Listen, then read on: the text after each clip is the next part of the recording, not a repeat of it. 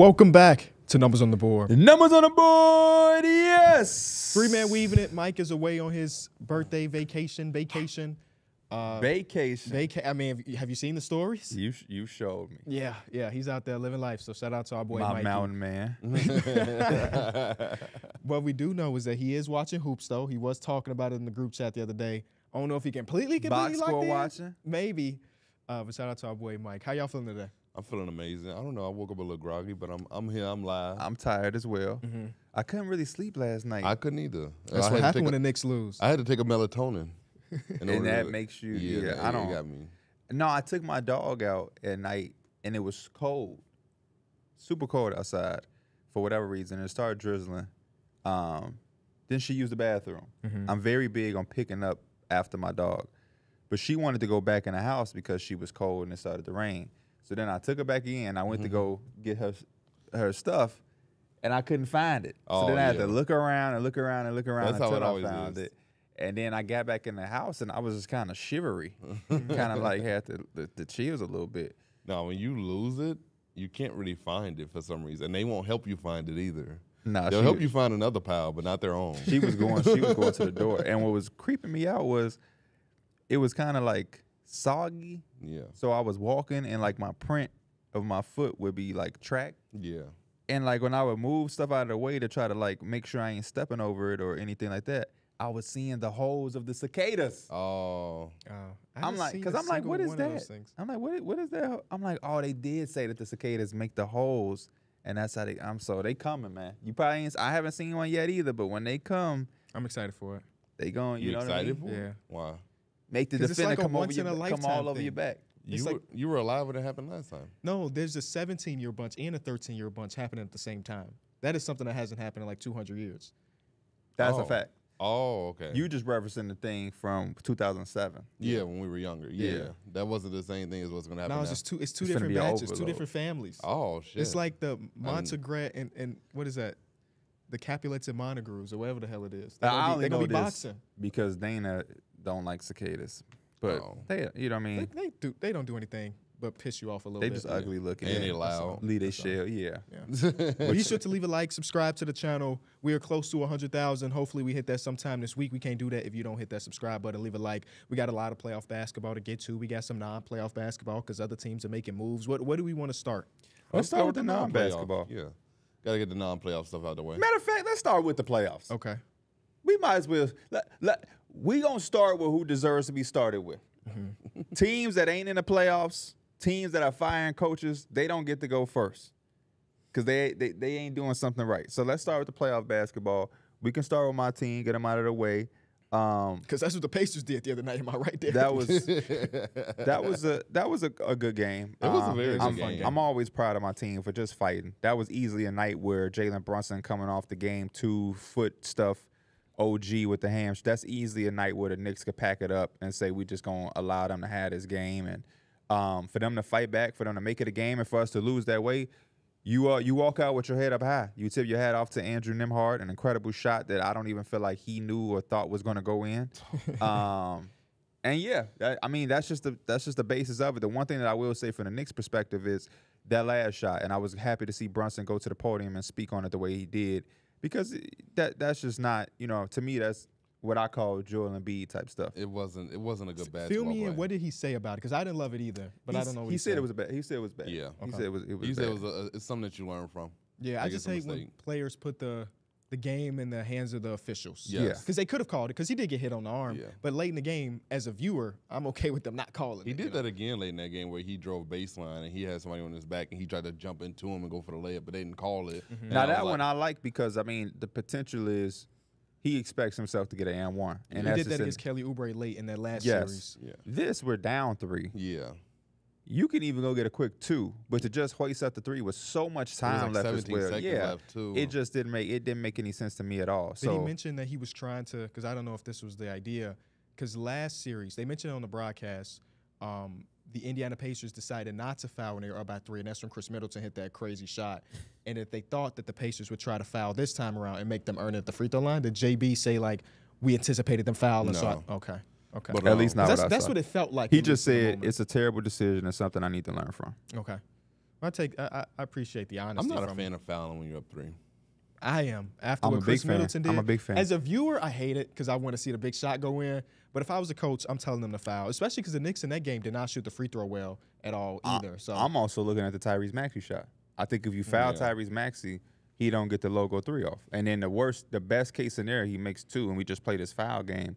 But now if you miss your free throws, now you just say you go 1 for 1. Now it's a 2-point game. They got 10 seconds. They get tied.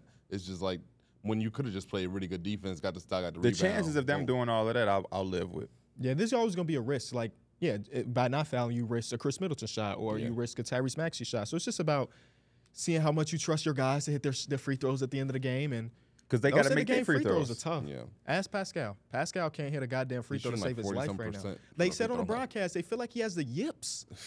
Like that, yips and basketball don't really go hand in hand a lot of the times. That's baseball. You can say like Markel's jump shot maybe was a little bit of the yips. Ben Simmons has gone through the yips for the last 4 years of his life.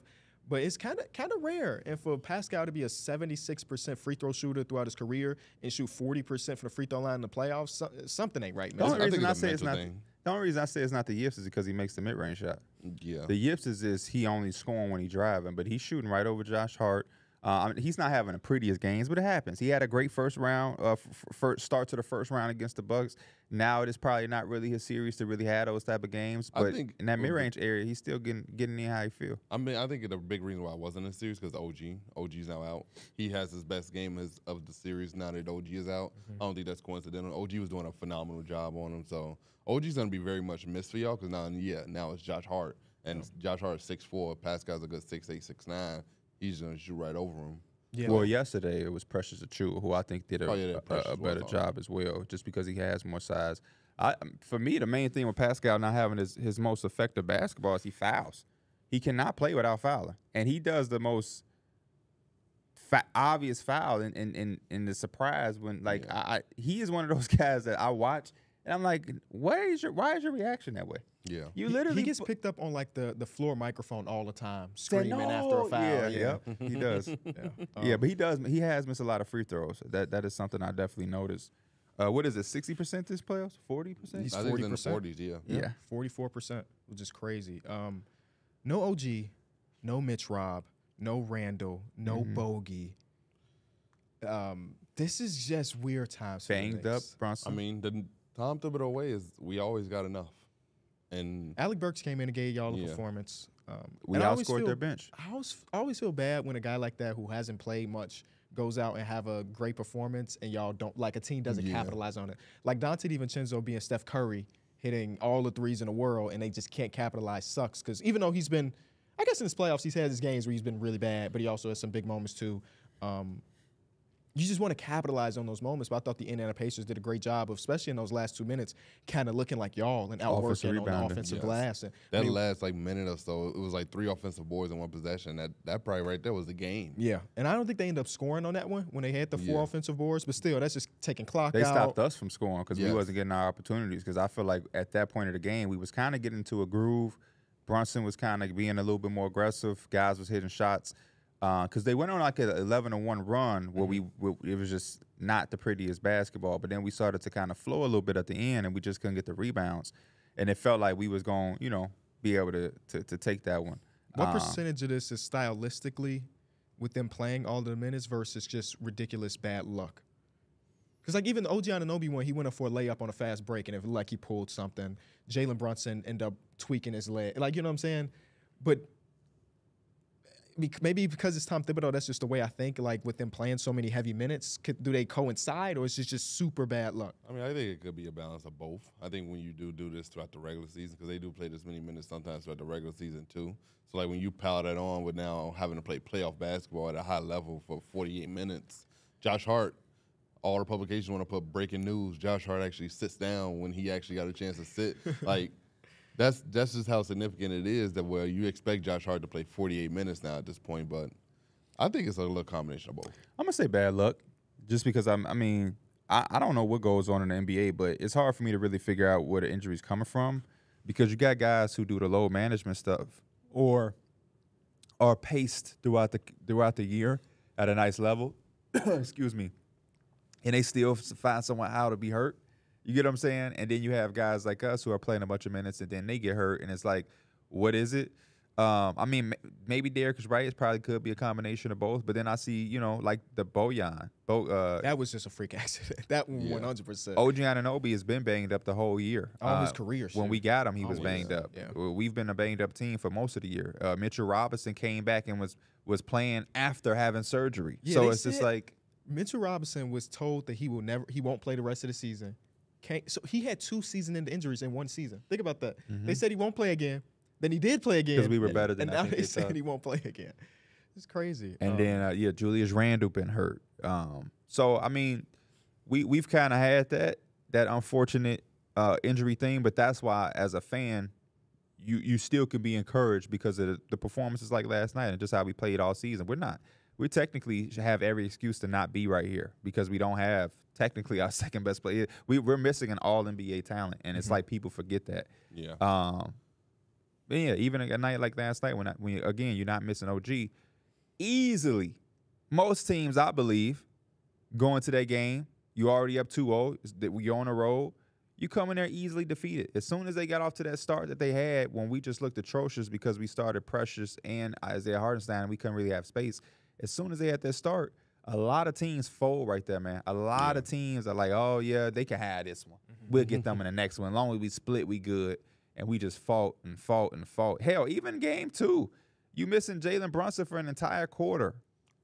You know what I mean? And that we ain't win the quarter, but we stayed afloat and played and found a way to keep it in a certain range that when we did get him back, we won the game. So that was pretty impressive what he did for them as a whole quarter and still come back and almost drop 30. He had 29, but he was like right there. That was very impressive for him to come out and still match his normal production. It just shows how good and how important he is because he went out. Eventually, the Pacers end up by double digits. He comes back in the third quarter, and that whole lead is gone. It's gone. We lost our lead. Yeah. They got a lead. They lost the lead, and we won a game. And then also the other thing with the Knicks injuries is that it's just this time of the year. You look around, the only team who not really dealing with shit is the OKC Thunder. And when you're that team, you have to really be thankful. I mean, like the Nuggets, Jamal Murray kind of banged up a little bit, but I look at the Thunder, they all look perfectly fine. But Luka's dealing with his stuff. I thought Derrick Jones Jr. was about to be out in that game. Daniel Gafford keeps holding his hand. Every quarter is hurt. Maxi Kleber done got banged up.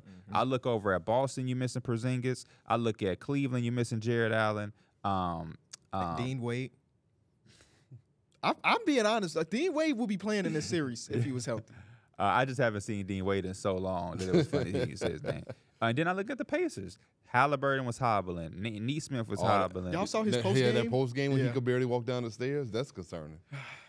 He's downplaying it, but that man don't look good. I seen Nikhil Alexander-Walker on the sideline yesterday about out of bounds because I was cleaning up my room by the time. Is it true? Yeah, that game was like. Did he punch the chair? I did. Like I said, I think I thought I saw on Twitter that he punched a chair and they were enough. By halftime, it was a half watch situation for me. Yeah. Where it was on, but also. By the time he got hurt, I literally turned around I won't lie. What I was watching yesterday, instead of doing my job, was watching Castanet play Elden Ring and die 120 times. That game was boring as hell. It was. I mean, I was locked in for the first half, and Denver sure. was like, I'll keep track, but it ain't like the full attention. But switching to the Pacers, though, I thought, first of all, Rick Carlisle, after game number 2. Great job. I'm glad that they came out and got this win. Great job. Can we please stop complaining about the fouls? No, because look. He got his job done. Yeah, but I thought the whistle was a little bit in their favor in game number 3. But when you're also there at home, I think that also plays a factor. Definitely. But also, I think at the end of the game, submitting 78 missed calls is ridiculous. I want to see the report. That's what I want. I want to see the report. It's not ridiculous if this is the result it gets you. They got home. You expected them to have a favorable whistle, but they had like a glaring favorable whistle, and they were able to win the game that they really needed, and they still barely won the game. As a Knicks fan, nothing about that game I'm looking at as calls. The calls go their way for sure. It's a part of the game. I just don't understand why fans get so riled up. That's only fans. Every player will tell you that that's not the reason why you lose this game. Yeah. Now, sometimes it can be egregious enough where it could be not the reason for it, but maybe the swing. Yeah. Right? Where like I think Joel Embiid said that, and then after game number 1, where you got the kick ball against the Pacers, and then the moving screen. I think Joel Embiid tweeted just LOL, like talking about how the whistle might be favoring the Knicks. Joel Embiid can't speak on anything because he should have been suspended. Maybe. So Joel Embiid should do what Pat Riley tell Jimmy Butler to do. If you ain't playing, shut your mouth. What I think Rick Carlisle did that was great, and I'm actually upset it took him two games to get here. And part of this is probably the OG Anunoby injury. It's finally putting a bigger body on Jalen Brunson full time. With him hobbling around and having to deal with Aaron Nesmith, who I thought was amazing on him yesterday, was dope. I mean, it's a very similar recipe to what happened in the first 3 games of the series versus the 76ers, where you give him a bunch of bodies, and then you give him a bigger body as a primary defender, and then also have a bunch of people in help, like full help thrown at him. Like, it was just something that they didn't do through the first 2 games. The first 2 games, it was like Aaron Nesmith, you stop Jalen Brunson. I'm not Aaron Nesmith. Andrew Nembhard. You stop Jalen Brunson, which is something he can't do. But now it's Aaron Nesmith as a primary defender, and now that you don't have OG Anunoby as a spacer, and you got Precious Achiuwa in a lot of these minutes, it's like, hell, here comes a second body, and just makes it real tough for the 6-foot Jalen Brunson. And I think that if you're going to win the series, that is the recipe. And if Dante DiVincenzo scores 35 a night from here on out, you kind of live with that because you'd rather that happen than Jalen Brunson drop 45 or 50 and hit all the clutch shots in the world. Yeah. So I thought Rick Carlisle coached a good game, and then to see Hallie replicate what he did in game number 2, but do it for the full game, was pretty special stuff. Even though in that last possession he got stuck and Nembhard bailed him out. Yes, bro, that was. He got stuck. That shot was so amazing. Yeah, a step back from the hash mark. It was the second longest game-winning shot in the last 20 years behind the Dame shot. That's the type of shot that, as a Knicks fan, made me say, we gonna win a series. We gonna win. Like, those are just one of those ones where we at the gym, somebody hit the shot like that at the top of the game, it's like, we gonna win this game. Don't worry. That's the shot you gotta hit to win. We Hats good. Off to you. We good. We banged up. We halfway at the finish line, and that's what y'all had to do to barely beat us while we hobbled. That's cool. I'm still confused on Brunson just catching the ball and just being patient. Talk about it, man. He didn't have to shoot the ball. That's still just something that's too intelligent. And of it was a player. 3 defenders around him. Too intelligent of a player to try to put the ball, the game in the ref's hands on a roll like that when we already was getting a less favorable whistle. Understandably, Nesmith he did good. I really credit that to OG not being there and having Precious and Hardenstein out there. That's what I really want to know. Want to know what OG gonna do for Game 4. I'm glad. He is. They confirmed it already. Yeah. Yeah. Damn. Well, it's already been reported that he's the type of player that he's not gonna try to play through an injury if he doesn't feel like he's. I remember that. I do. That was from like the Raptors guy, right? Yeah. I don't know if I buy that. So too it's much. A full-blown conclusion. Yeah. I actually just Googled it. I'll read you the exact report. I didn't know that was a Raptors reporter that wrote that. Yeah. Oh, it was? Knicks OG Anunoby to miss Game 4 versus Pacers with the hamstring strain. That was 15 hours ago, yeah. So, yeah, man, I mean, that changes the dynamic of the series. OG, in that one half he played of game number 2, he had 20-something. He had 28? He was great. 28 to finish the game. Oh, yeah. 28 and a half would have been insane. I would have took that for sure. Come on, give us 28 and a half. And you know who this is just looking better for, even though they didn't look good in their game number 2? The Celtics. Yeah. Like, when they get past the Cavs, which feel like the Cavs put a good – I don't want to discredit their game number 2 because they played a phenomenal game. But I think grand scheme, we can all agree that the Celtics are probably coming out of the series. You're going to either go against Tyrese Halliburton, who look like he ain't moving well, or the Knicks, who have 17 injuries. You know what I'm saying? So let's transition to that game, or that series, because in game number 2, the Cavaliers, I think they played a perfect game. They played a great game. And I love it when, like, quarter 3, Donovan Mitchell was perfect. But I love when they don't need him to drop 50 for it to be a competitive game. Evan Mobley came out was aggressive. Mm-hmm. Darius Garland, maybe his best game of the playoffs so far. Yeah. It was about time from Darius Garland. It's good. It's good to see Evan Mobley do that. I think he has to continue to show himself that he can be that type of player because a lot of people are critical of him because that's what they want on a night-by-night basis because he is capable. But, yeah, Darius Garland to me is the biggest X factor because even when Evan Mobley not necessarily scoring and being aggressive, he's still impacting the game. They need Darius Garland to score the ball. Yeah, to have his imprint on the game like that. Yeah, I think when you talk about we were going to get into it a little later, but, like, I think Darius Garland somewhat is, like, holding them back from being, like, full contenders. Like, I think if he plays at a high enough level, I think this team is talented enough to be a legit contender if Donovan Mitchell and him are playing like a great dynamic duo. Because Evan Mobley defensively, he's always going to bring that impact. It's always going to be there. And then you get these little splashes of Karis LeVert, Evan Mobley, Max Strus giving you a little something. Celtics. I think that right there is enough. You just get all that sprinkled in impact, but you're getting your dynamic guard backcourt going out there and giving you a consistent 25s, 8+ assists each. I think they are legit contenders at that point. Because I think defensively, they're always going to be good. Mm-hmm. Yeah, never worry about the defense. It's about the other stuff. I'm trying to think about, like, backcourts in general. Where two guys can be popping off like that. Yeah. It's just a little bit harder. I mean, you just stagger the minutes a little bit. Yeah. Like, I think Dame and CJ did a good job of it. Like, but I also feel like they never got to the finals. But I think that's more so like roster construction. I don't think it was more so them as a duo. I can Oh, hell yeah. If you put Dame and CJ on this team and they got Mobley, Allen. Yeah. The prime versions of them. For the people at home. That's their best team they've ever had. Yeah. For sure. For sure. But it was a fun game. I think Max Strus on Jayson Tatum has been great through these first couple games. He hates the Celtics, man. He really hates the Celtics. But I think we should transition to that because there's a lot of conversation around Jayson Tatum because so far we haven't had a single Jayson Tatum game. And he's led his team and scored the game in scoring so far of their 6 games they played at this point, right? 6 games? 7 games. 6. Yeah. Okay. One time. 22 points was the game high on that one. And he tied it with Derek. No, No, 7. Because last Okay. series were 5. 5, Yeah. yeah. He tied it with Derek White. So we haven't seen him have a good shooting night at all yet.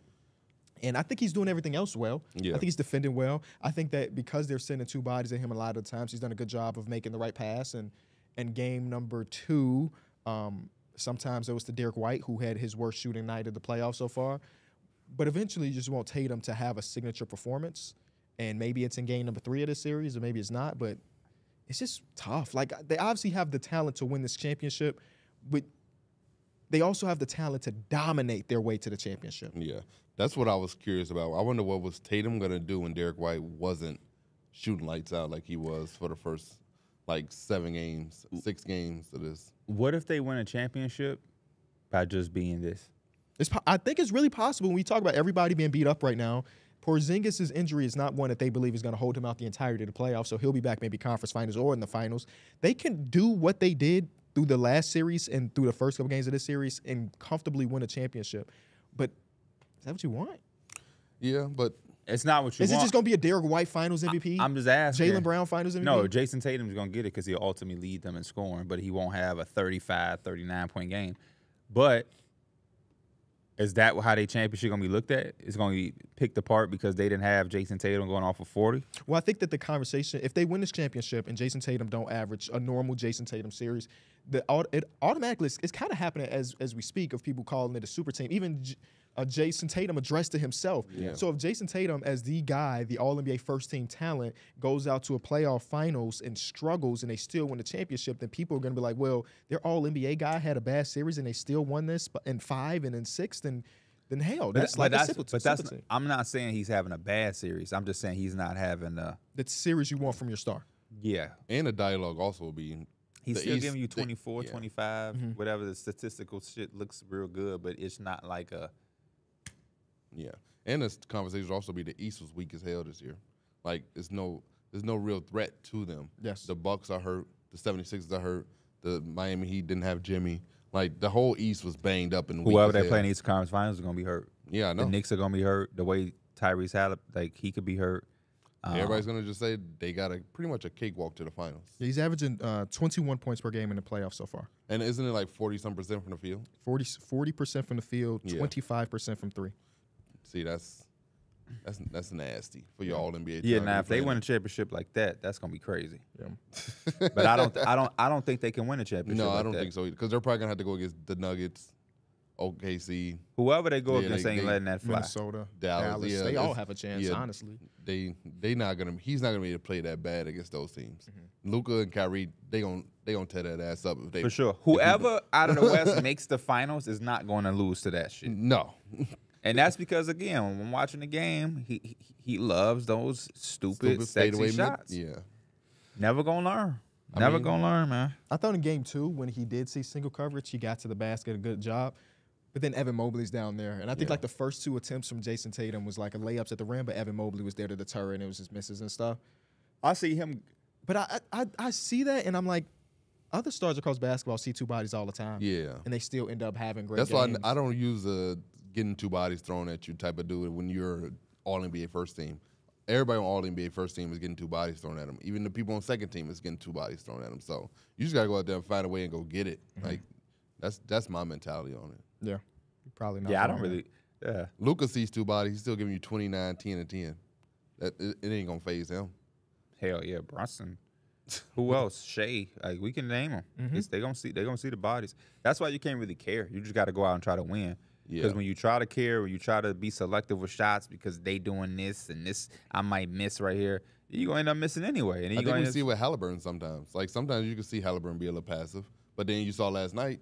He was aggressive. He was taking the shots. He was like calling for the. I saw plays where he was calling for the ball, and like I'm like, okay, Tally locked in. Like this is his game. But then you got game 1 where he didn't really look to shoot. Yep.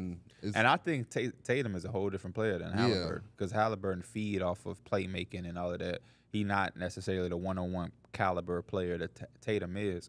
But I saw Tatum beat Max Strus and bring him back for a jump shot. I'm like, what are we doing? Yeah. What are we doing? Missoula ball, baby. Missoula ball. All right, let's go over to. Brown been nice though. Yeah, he's been good. He's been good. Drew Holiday still a bucket? Not yet. not in this playoffs. Not yet. I think he only cracked double digits once. No, I think he's done it a few times. Yeah, he's been. I think he did it a couple times this series. He's been bad though. He's been real bad. That debate. Clip's gonna bring that one up out of nowhere. When he had 25 in the finals, yeah, he will. The Mavericks. That's gonna overpower. Hell yeah, hell yeah! If you do it in the finals, whatever you did a bucket before that, get it. Yeah, a bucket get it all the time, man. Jayson Tatum's struggling. The Mavericks pull off game number 2 versus the Thunder, going Shout out to the Mavs for bouncing OKC. back after game 1 losses. Yes, I ain't gonna lie, y'all. Tatum hit. I mean, not Tatum. Luka hit his whole face on the ground like this, and still came out and gave them 29. There was someone when he hit his face, it woke him up. Like he started hooping again. I was rooting for the Mavericks. I know we was in Discord. Yeah, I heard it. I was rooting for the Mavericks. I heard it. This series has too much of a potential for me to have wanted somebody to go down with 2. I wanted this series to be 1-1. I want the series to be 2. Yes, I want 7. So I was selfishly in there saying, that's not a foul. This is my series right here. Shout out to PJ Wash. PJ man was getting 29. spoon-fed all game and was not letting nobody down. And shout out to Reef for getting him these shots, man. Yeah. Because Kyrie noticed that his jump shot wasn't falling. He was like, I'm going to play great defense. And I'm just going to play make. This evolution of Kyrie has been amazing. It's I'm loving it. It's like insane. he's become one of my favorite players to watch now. Because like even when he's not scoring. Now, I'm with him now. Like I always respected Kyrie. Yeah. I enjoyed his game. Yes. But it's a little different for me right now too. What? We can't say that? Favorite players, though, he should have always been. I'm not saying that he wasn't, but I'm saying like he's now moved up. Like to where I'm like when Kyrie's playing. To be able to impact the game without scoring. Yes, he's that's evolved. Different from Kyrie. Yes, before it was like, For sure. You look at it, you see Kyrie got 30 at half.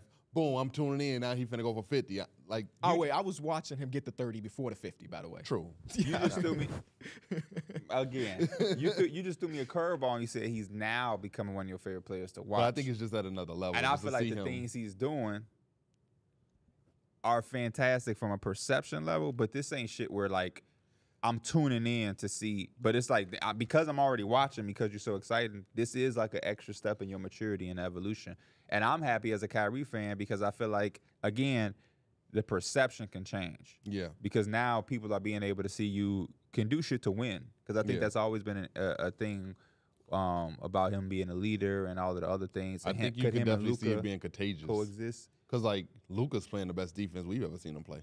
Like, he's actually sitting in the chair. I think that's predicated to him being next to Kyrie and seeing Kyrie do that. Like, in that post-conference when he said, I don't want to let Kyrie down, I think on the defensive side, he probably has that same mentality because he sees Kyrie going out there and leaving it all on the table. Even though Kyrie may be slightly undersized, he don't care. He's still going to get down that chair. Even if you're 6'8", he's still going to play good defense on the shot. Like, that's all good. Kyrie, he had a few times where he just stripped the ball out of people's hand. I'm like, okay, Kyrie. He was pickpocketing. Yeah, he was pickpocketing a lot. James Harden hands. Kyrie just, I was watching and I was like, man, Kai, we put a lot of, not that he cares, But things could probably be a little different around his name if he was doing that. Like when he had his own team. Yeah. Yeah. If He he was, was he was too young. yeah, He I was think coming that's from probably what he'll Cleveland. tell you too. yeah. He didn't. Yeah. He wanted to show that he wasn't LeBron's. What was it? Son. Son. Yeah. He- Father figure Father LeBron. figure. He used to have one father. It's Edric. Edric something Irving. Because like, yeah. That's such a memorable interview, bro. Yes. One of the most that was memorable. probably What is because it was probably the turning point He's of like, the what whole is bro trade. talking about? you getting an interview, you doing somebody podcast, pick a side, and they like, man, how does it feel to have Kenny as a 5'5"? What's your response? Do you address it or you just skip over? Like, man, Kenny cool, that's my dog, you know what I'm saying? I Or do probably you had the tell same that response man? as Kyrie. Right. You got to, right? Yeah. Father figure. We're the Anthony same Edwards, age. Anthony Edwards basically kind of just did the same All thing. about the Jamal Murray. Do we Look look at up him to as an him. OG? He's 27, ain't he? Right? He's 27, right? Yeah. Yeah. Oh, yeah, I'm finna be 23. You tripping. Oh, what you trying to stir up, boy? I'm trying. Okay, so that was back in 2015. So okay, that was 9 years ago. The Celtics? Or the interview? The interview. So Bron was 30 at that time, and He was then 30? Shit. isn't that crazy? Time has gone fast. And then Kyrie Irving 9 years ago 24? 27? No. was 23. 23. Yeah. But a 23-year-old to a 30-year-old, you like, okay, you almost 30. Yeah. You kind of look at Austin as like a little bro, kind of. My little brother, not But my not a son. son. Okay, yeah, My you're little right. brother, Yeah, not you're my right, son. you're right. We might need to start looking at Austin like a son. Why you said Get that? here on time, man. Uh-oh. Right. You knew that too. You knew what it was when you signed up. No, we fucking around. Back to the series. PJ Washington, like we mentioned, was phenomenal in this one. I thought Josh Green gave them really great minutes as well. I think he has entire playoffs and has been underrated. And Tim Hardaway Jr. finally did something. Yes. It's valuable to not have a button sometimes. Yes. I think Because- these are the type of games that you need. You need a PJ Washington. You need Tim Hardaway Jr. to come in and just give you a game. Like, this one game could be the one game that you needed from him, and now Luka and Kyrie can do the rest. I just think your role players sometimes got to get you that one game. Their most valuable player outside of Kyrie and Luka Doncic. Probably Gafford and Lively. It's like a combination of both. I go of them. Derrick Jones Jr. When I saw Derrick Jones Jr. go down, I gasped as if it was Luka. I heard when I seen him throw that ball. That's what When I I heard. seen him throw that ball. When I seen Shout out Derrick Adrian Jones Peterson, Jr. go man. down. Derrick Jones Jr. had a crazy lob that he caught from, I think, Kyrie or Luka in transition. Yes, he did. And I thought Did I they thought not it know it was going into? Yeah, I thought it was going to Josh Green, but it went to Derrick. Oh, no, we're thinking about the play where he threw the lob To Derek Lively and and he didn't catch it, but Yeah, Jones was right there. right there, yeah. But what he does defensively, his His go-go impact on gadget, Shea, yeah. Man. Yeah, he's not going to stop Put Shea, back but dunks. you just have a weapon to throw at Shea. Forever What my does that guy, do? man. Forever my guy. y'all should have kept him and Gafford. Well, we traded Larry Marketing for him, and then we just let him walk. We resurged his career. You want to say that? I think the Dallas Mavericks I think researched so, his too. career. I think we started it, and then he The shooting is the started to big peak. thing, and he did it with the Mavericks. Yeah. Yeah, his next contract is gonna be good for his family for sure. Shout out to the guy. Did I tell y'all What the college story? you went to? Oh my God. I'm on his b-ball reference right now, so I see the answer, but I didn't know beforehand, so I'm not gonna act like I knew. We hooped there before. No, he didn't. Oh, I'm sorry. He didn't. He wasn't there. Oh, UNLV? Yes. Yep. Oh. Yep. You remember I did that one shoot with the Bulls when when I made my custom shirts and stuff. He was there with DeMar. Yeah, he walked past, saw the sign, peeked his head in and said, "What up?" I was like, "See, there's," because I had interviewed him for the Real, and he had followed me on Instagram from that. Okay. So it's cool when people give you your props. You know what I'm saying? Yeah, yeah. That's a real player. You know, you're a real guy. So I'm always rooting for him. Right, because why not? Why do people not do that? It's all I don't be I'm understanding. kind of shifting my mindset too, though. Not just with that. When we went to go play golf yesterday, when me and Terrence got there at the same time, every 'Cause single person. He was late, right? Yeah, because Derek was late. Yeah. It's hell though, Yeah. Every single person that we saw, as nice as can be. for sure. Yeah. Like not even like sometimes you walk past somebody, you might get hi, how you doing? Like they were like trying to have conversation. Yeah. And I'm like, that's just a cool way to live Oh, life. you I meant think. the people. Yeah. I yeah. thought you meant the people that worked there. Oh no, 'cause I they just meant the nice people that as was on hell, the too. course, the Okay. people that were on the putting green with us. They were just having conversations. Like that's kind of a cool way to live life. No, Maybe that's the I'm not even golfing saying culture. from that because that is nice. What I'm saying is when you deal with somebody, You know that I know you, and I know that you know me. Not like we know each other, but we've worked together. Why would I not acknowledge you? Or why would I not when you know? And I just feel like in this industry or these type of industries that happens so much when it's like all the time. Well, you know how many interviews we walked in and somebody was like, "Oh yeah, I watch y'all. I know who y'all are. I seen it." It's like, but if we wasn't doing this, you wouldn't have said that. Yeah. If we was at Summer League and you walked by and I wasn't interviewing you, you wouldn't have been like, "Oh, what up, y'all? I seen y'all." You know what I'm saying? When it take 1 second. There's a lot of egos. But guess who doesn't have egos? Numbers on the board, man.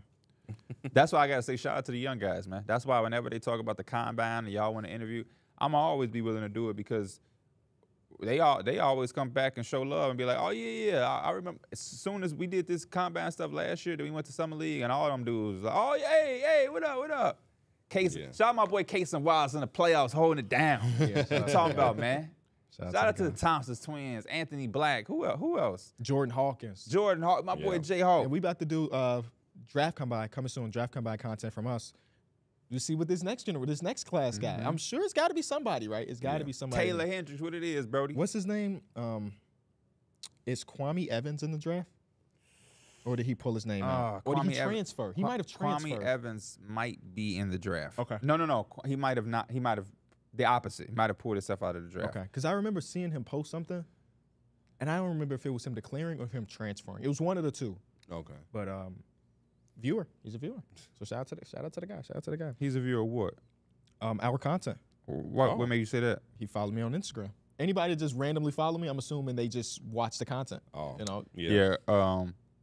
Kwame Evans returning to Ducks. Okay, word. Shout out to him. From OKC side, anything that you should take away from that, other than Josh Giddey just can't play? Yeah. That was glaring. That was the most. That was like the biggest thing. Whenever you don't start the second half, that's like, man, that's a confidence killer. Yeah. You healthy and you don't start the second half. That kind of threw me for a curveball. He was a -20 in 10 minutes. I mean, if I'm Dallas, I'm living with anything Josh Giddey is doing. Yes. Please have it. Yes. Like, let him do whatever he want to do. If I can contain Shea and J-Dub and Josh Giddey could keep getting those twos and he keep doinking them threes, I'm with it. Last series to get to. Last night we saw the Denver Nuggets take game number 3, going to Minnesota. And not just take game number 3, dominate game number 3. Well, it was over very, very fast. First quarter was an 8-point lead, and by the second quarter, it was double digits, and they never, ever looked back. You saw Jamal Murray look like the most healthy version of himself. I think this is the first time the Nuggets have looked comfortable this series. I agree. I felt like the Minnesota Timberwolves did a good job of making them look uncomfortable, which is unlike the Nuggets. I feel like whenever we've seen them play basketball, they look comfortable. They look dominant. And for Minnesota to come out in those first 2 games at Denver and to make them look uncomfortable and not like themselves, I was a little worried about game 3. Yes. And then Mike Malone in his post-game interview, he said, my guy's body language, I don't know if it's where I would want it to be. So I was like, oh, shit. Are they still shook from those 2 games? But then they came out in this game, and they dominated. And they looked like the Denver Nuggets we're used to seeing. Jokic showed why he's the best player in the league, why he won MVP. Jamal Murray looked like a great Robin to him. It was a great all-around game from them. Yeah, this is the exact reason why I kept telling everybody I'm happy for the Timberwolves. It's good, but it's still a series. Yeah. I'm not. This is a championship team who will not be fazed about playing on the road. And you're gonna have to finish a job. Because they are capable of playing like this again in game 4. Yes. They are literally capable of maybe not necessarily beating your ass this bad, but they're capable of winning tomorrow and going back to Denver with a 2-2 series. And you don't want to let them get 3 games straight because that just puts a lot of pressure on you now in game 6. You got to come back home, protect home court. You got to come out of this on your home courts with a split. You got to give yourself that 3-1 lead because they're going to come with it. Yeah. And Anthony Edwards said, like, this is one's on me. Good leadership. Came out flat. That was very apparent from very early on in this because, like, a lot of these teams have their fans not sit down until the first bucket is scored. Yep. And I always think, like, that's hella pressure on the players because sometimes you can see a team not get their first real bucket for, like, 4 minutes into the game or so. We used to be like that. The bench couldn't sit until we score. Yeah, legs tired without hooping. But yeah, it was just that was the most Denver Nuggets have looked so far. Yeah. Even Aaron Gordon. Throughout the entire playoffs, because like if you think about round number 1, quarter number 1, in every one of them games, the Lakers had the lead. Yeah. So this is the first time they had a lead after the first quarter. And I think this is what they need to do. You can't come out and play with Minnesota like you did with the Lakers. Yeah, the Lakers are poised to let you go back in the game. I think Minnesota is so damn good that if you let everybody start getting their confidence, now Nas Reed got 4 threes. Nikhil Alexander now got 4 threes. Now the role player's going, and now you still got Ant coming with his 30-something. Now Cat got his 28. It's a lot when you don't come out and swing first against this team because they're very talented. And defensively, they're still very good. I think in Game 4, you're going to see a much better defensive effort from them. I don't think this Nuggets team is just going to walk in and just do what they want, but I think it's going to be a grinded-out game. Yeah, Minnesota needs to win game number 4, man. Yeah, because you don't want to start the series over, and now Denver has home court advantage again. Yes, you know, so that's the real thing. But this is the first time we've seen them look bad all playoffs. I'm assuming they're gonna bounce back. Did Jamal Murray do an interview last night? Maybe. Let me see, because he been ducking the interviews and the losses. Since he threw that, you can't lose, do all of that, and then when you win, now you want to talk, right? Yeah, I mean. I Mr. thought the big Beast reason why he didn't do it because he threw the heat. He did yesterday. Yep. Jamal Murray full press game, 3 press conference versus Timberwolves. Was he smiling? Yep. Look, the thumbnail's him smiling. Oh, I'm seeing a different one, but he was smiling this thumbnail too. It's like, I'm back, Mom, I'm back. But yeah. Do they get fined for not going to the press conference? Yes, they do. Oh. But when you make money like Jamal Murray, classic line, I'm just here so I don't get fined. And I think it is like a scaling thing. You missed the first one, let's just throw a number out, $1,000. You missed the second one, it's $3,000. You missed the third, and it just like keeps piling on until. Damn. I don't know. All right, we're about to take our first break. When we get back, we're gonna give the harsh truths of every one of the teams we just talked about. Why should you bet with Caesars Sportsbook? 2 words, Caesars Rewards. Every bet brings you closer to the type of benefits only Caesars can offer. Hotel stays, VIP experiences, sports and concert tickets, and more. It's not just an app, it's an empire. Welcome back in. Which team do we want to start with as the harsh truth? I wouldn't mind starting with my team. Okay, let's get it. For me, it's 2 harsh truths. Mm-hmm. Number 1, the harsh truth is it's a special ride. It's been a special season. From a talent perspective, I think we're not there. You know what I mean? Like we gonna fight. We got the heart. We can grit it out. But at some point, the talent is going. You know, it's the NBA. The talent is going to prevail. You would think. You know what I'm saying? Yeah. Even whether that's the next round, getting past the Pacers and playing the Celtics. Hell, if for some reason we able to get past the Celtics, at that last finish line, there's going to be a Luka and Kyrie waiting for you. There's going to be a Shea and Chet and Jada waiting for you. There's going to be a Jokic, Jamal Murray, reigning champ waiting for you, who just came back from an 0-2 series on the road. Or there's going to be a Timberwolves team that is defensively, and they have Cat and Anthony Edwards, and they just beat the reigning champs, and then that means they beat somebody else in the Western Conference fight. The end of this mission looks like a brick wall. Yeah. Yeah. I don't care how big of a fan you are. You're only pushing out of being a fan. But if we take who the teams are and we just put them out there, anybody with a basketball sense is going to say, you know, we respect the run, we happy, and I know every basketball fan is appreciating what we're doing, but the harsh reality is from a talent perspective, we're kind of milking our way out. Similar to like the Heat last year. But the Heat inevitably were going to run into a team like the Nuggets, which they did, and got their ass spanked. They lost in 6, right? No, I think they lost 5. It was 5. It was 5. Shit. But exactly like that. Because even from that standpoint, they might have had more talent than us because they were healthy. They had a fully healthy team. You got Jimmy, you got Bam. Yeah. We're missing Randall. You love the way that guys are stepping up like guys on the Heat did for sure. Dante DiVincenzo is stepping up. Josh Hart is stepping up. You know what I mean? OG is stepped up in that last game.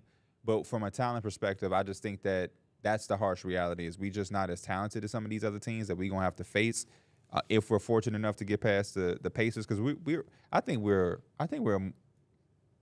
can be arguably a more talented team than the Pacers. Yeah. I don't know. T.J. McConnell and Obi off With the bench. injuries, it's a little tougher to get there. Yeah. Because like are we saying if OG's there and Mitch Rob is there, I would say 100%. Yeah. Without them, it's definitely more of a conversation. Yeah. Oh, without Because when I them, start looking at that second unit, I'm like, Ben Shepherd. without OG, I'm going Yeah. Pacers. I'm thinking of it. I'm including OG because he only missed one game. Okay, yeah.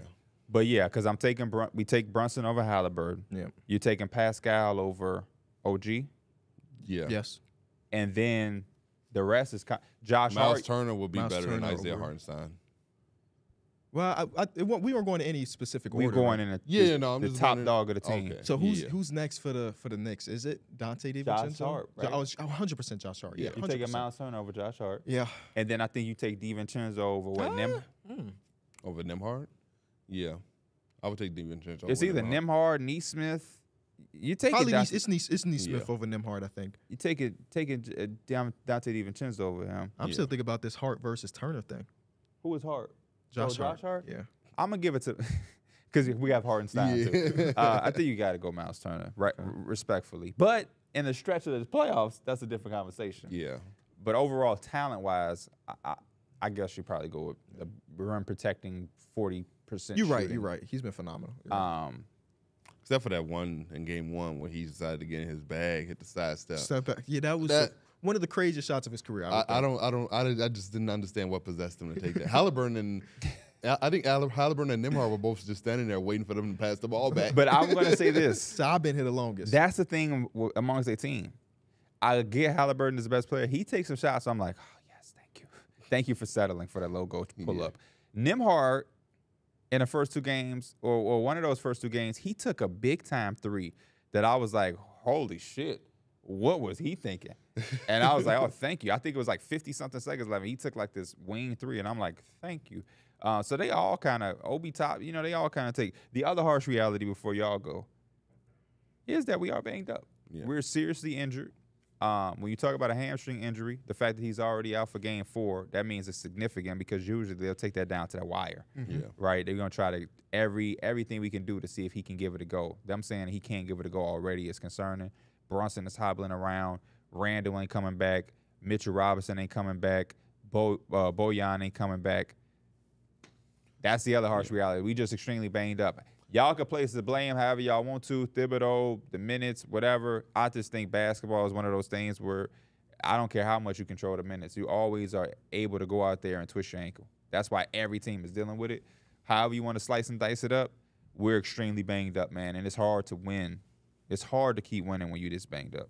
Yeah, I think one of my harsh realities, well, I only had one for them, was that maybe Randall was a blessing. Him not being there was more so like a blessing in disguise. I think you're getting a more complete team effort. And I think sometimes the ball moves a lot. Like you could see them passing the ball, DiVincenzo getting an extra one more from Hart, or like Josh Hart's having those amazing three-point games because they're kicking out to him. I think the ball wouldn't move as much if Randall was there. It would be more so him getting, if the ball touches his hands, he's going to look to get in his bag real quick, and then if ain't nothing else, then he going to pass it.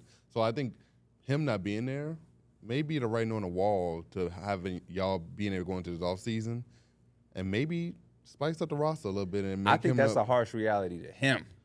Oh. I think you tell Knicks fans or the Knicks that we not packing his bags. I saw him on the bench in game 2 cheering and stuff. Yeah. I don't think anybody's packing his bags or hating No. Julius Randle, but if you told me, yeah, we're going to trade him, I don't think nobody's flipping over tables.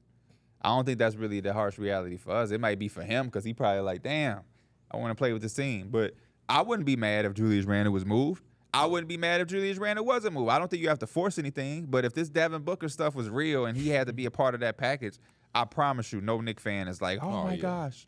As Especially long as you got getting them Devin Booker. Nova boys, you found a way to bring back Hartenstein. I'm Come on, sorry, man. he's gone, man. He's gonna be so expensive. If he's smart, he know what to do. He's a free agent or something? Yes, he is. Oh, yeah. That's He'll yeah. be in like Detroit. Or Isn't Valanciunas on the last year of his? He might yeah, be and they Val's don't replacement. expect him to come back. He might be Val's replacement. I don't think they would have the money to make that happen. I'm telling you, he going to come back. If he was Val's replacement, you feel good, but that they don't have the money to make it happen. My harsh reality for the Knicks is that the way they're playing with everybody playing 45 minutes over. It's just not a good indication of like how successful a team can be. Yeah. And again, we talked about at the top of the show, what percentage of it is bad luck, what percentage of it is the way they're playing. You just look at any champion over the last couple of years, even the best players, Jamal Murray and Nikola Jokic both play 42 minutes a night, which is great, but they also had people like Brucey Brown, they had Jeff Green, they have all these other people that just contribute. You know, when it matters the most, I mean, Nikola Jokic and Jamal Murray can play an entire fourth quarter, but when you're saying that our biggest glue guy, Josh Hart, can't come off the floor, because when he does, they don't suck, but like it's a significant difference. I can't see that being the recipe for a championship. And this team's probably going to run out of gas regardless, just because, like we just talked about, the talent level is just different between them and the Celtics, or them and Minnesota, and them versus Denver versus them versus Mavericks versus them versus OKC. So, you know, it's been what Pierre said is 100% true. I'm not even a fan of the team, and it's been a fun-ass run for me. Yes. So I can imagine Knicks fans themselves, because after 20 years of not having a fun team. They've been the most, like, must-watch team of the playoffs. For you? Because they've had the most exciting games. All their games have come down to the wire. Yeah. They've literally never not had a close game. So It's rigged, though. that also might be a harsh reality. Sometimes you got to just win games convincingly. You can't just keep grinding out these slow, close games. You got to come out and just win convincingly. Because at some point throughout the end of It's hard to do that when you don't have that type of talent. I know, but ain't when the you're Celtics. hooping, though, like, it's hard to expect the end of the game to always go your way. Now, all of a sudden, Andrew Nembhard's hitting a step back from the hash mark. And now you... Hey, man, I get it, but I live with that. Yeah. We can't lose. Knicks fans and the Knicks can't lose sleep over that one. I'm sorry. What else do you want to do? Punch him in the face? He took a step back, the longest shot of his career, fumbling it, damn near didn't even get it off, contested. I mean, you literally just got the moment it left his hand, I knew it was going in. I promise you. I wish we was in the Discord, because y'all would have heard me say, "Oh my gosh." He shot that ball, and that's exactly what I said. I said, "Oh my gosh." Sometimes you can just tell the way it leaves. And I was hand. praying. I say, "Please bounce off that back." That motherfucker, Jakob, didn't touch nothing. No iron was touched. Jakob. And then he had to act like he knew it was going in. He had his own little celebration at half court. Let's go. Smiling and stuff. And it was hard for me to be mad, because y'all know that's my boy.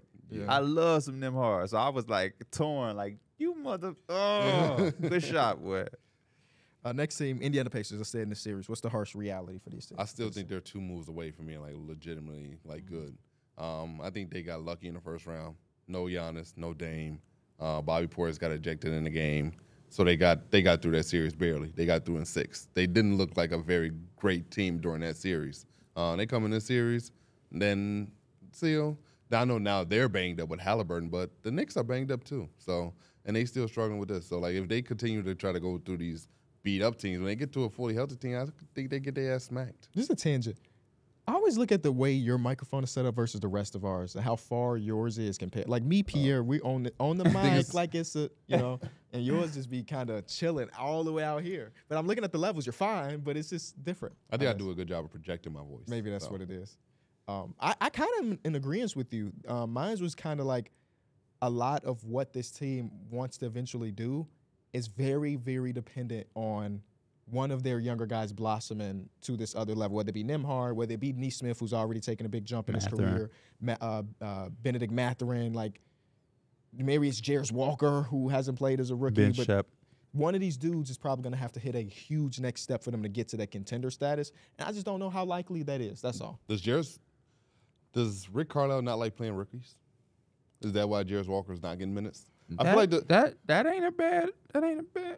But he played Nembhard. Yeah. Jarris might not He played be ready. Mathurin. He played. Yeah, Ben. he did. Mathurin ain't start, but he played him. Same with Nembhard. He played him. I haven't Ben seen- Shepherd is a rookie. Yeah, Oh that's yeah, true. he's Ben like Shepherd is playing a real rookie. minutes. Yeah. So yeah, maybe just Jarris is not ready. I mean, also now they have Pascal Siakam in that spot too. But we got a lot of faith in Jarris. Yeah, because he looked good in the minutes that he would get. Like the few minutes he got during the regular season, he looked good.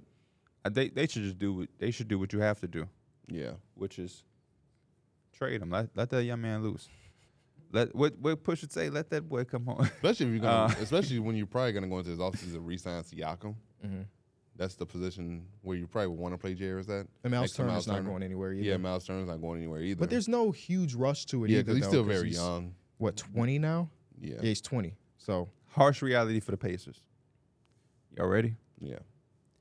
As great of a player as Tyrese Halliburton is, he's not a break you down guy.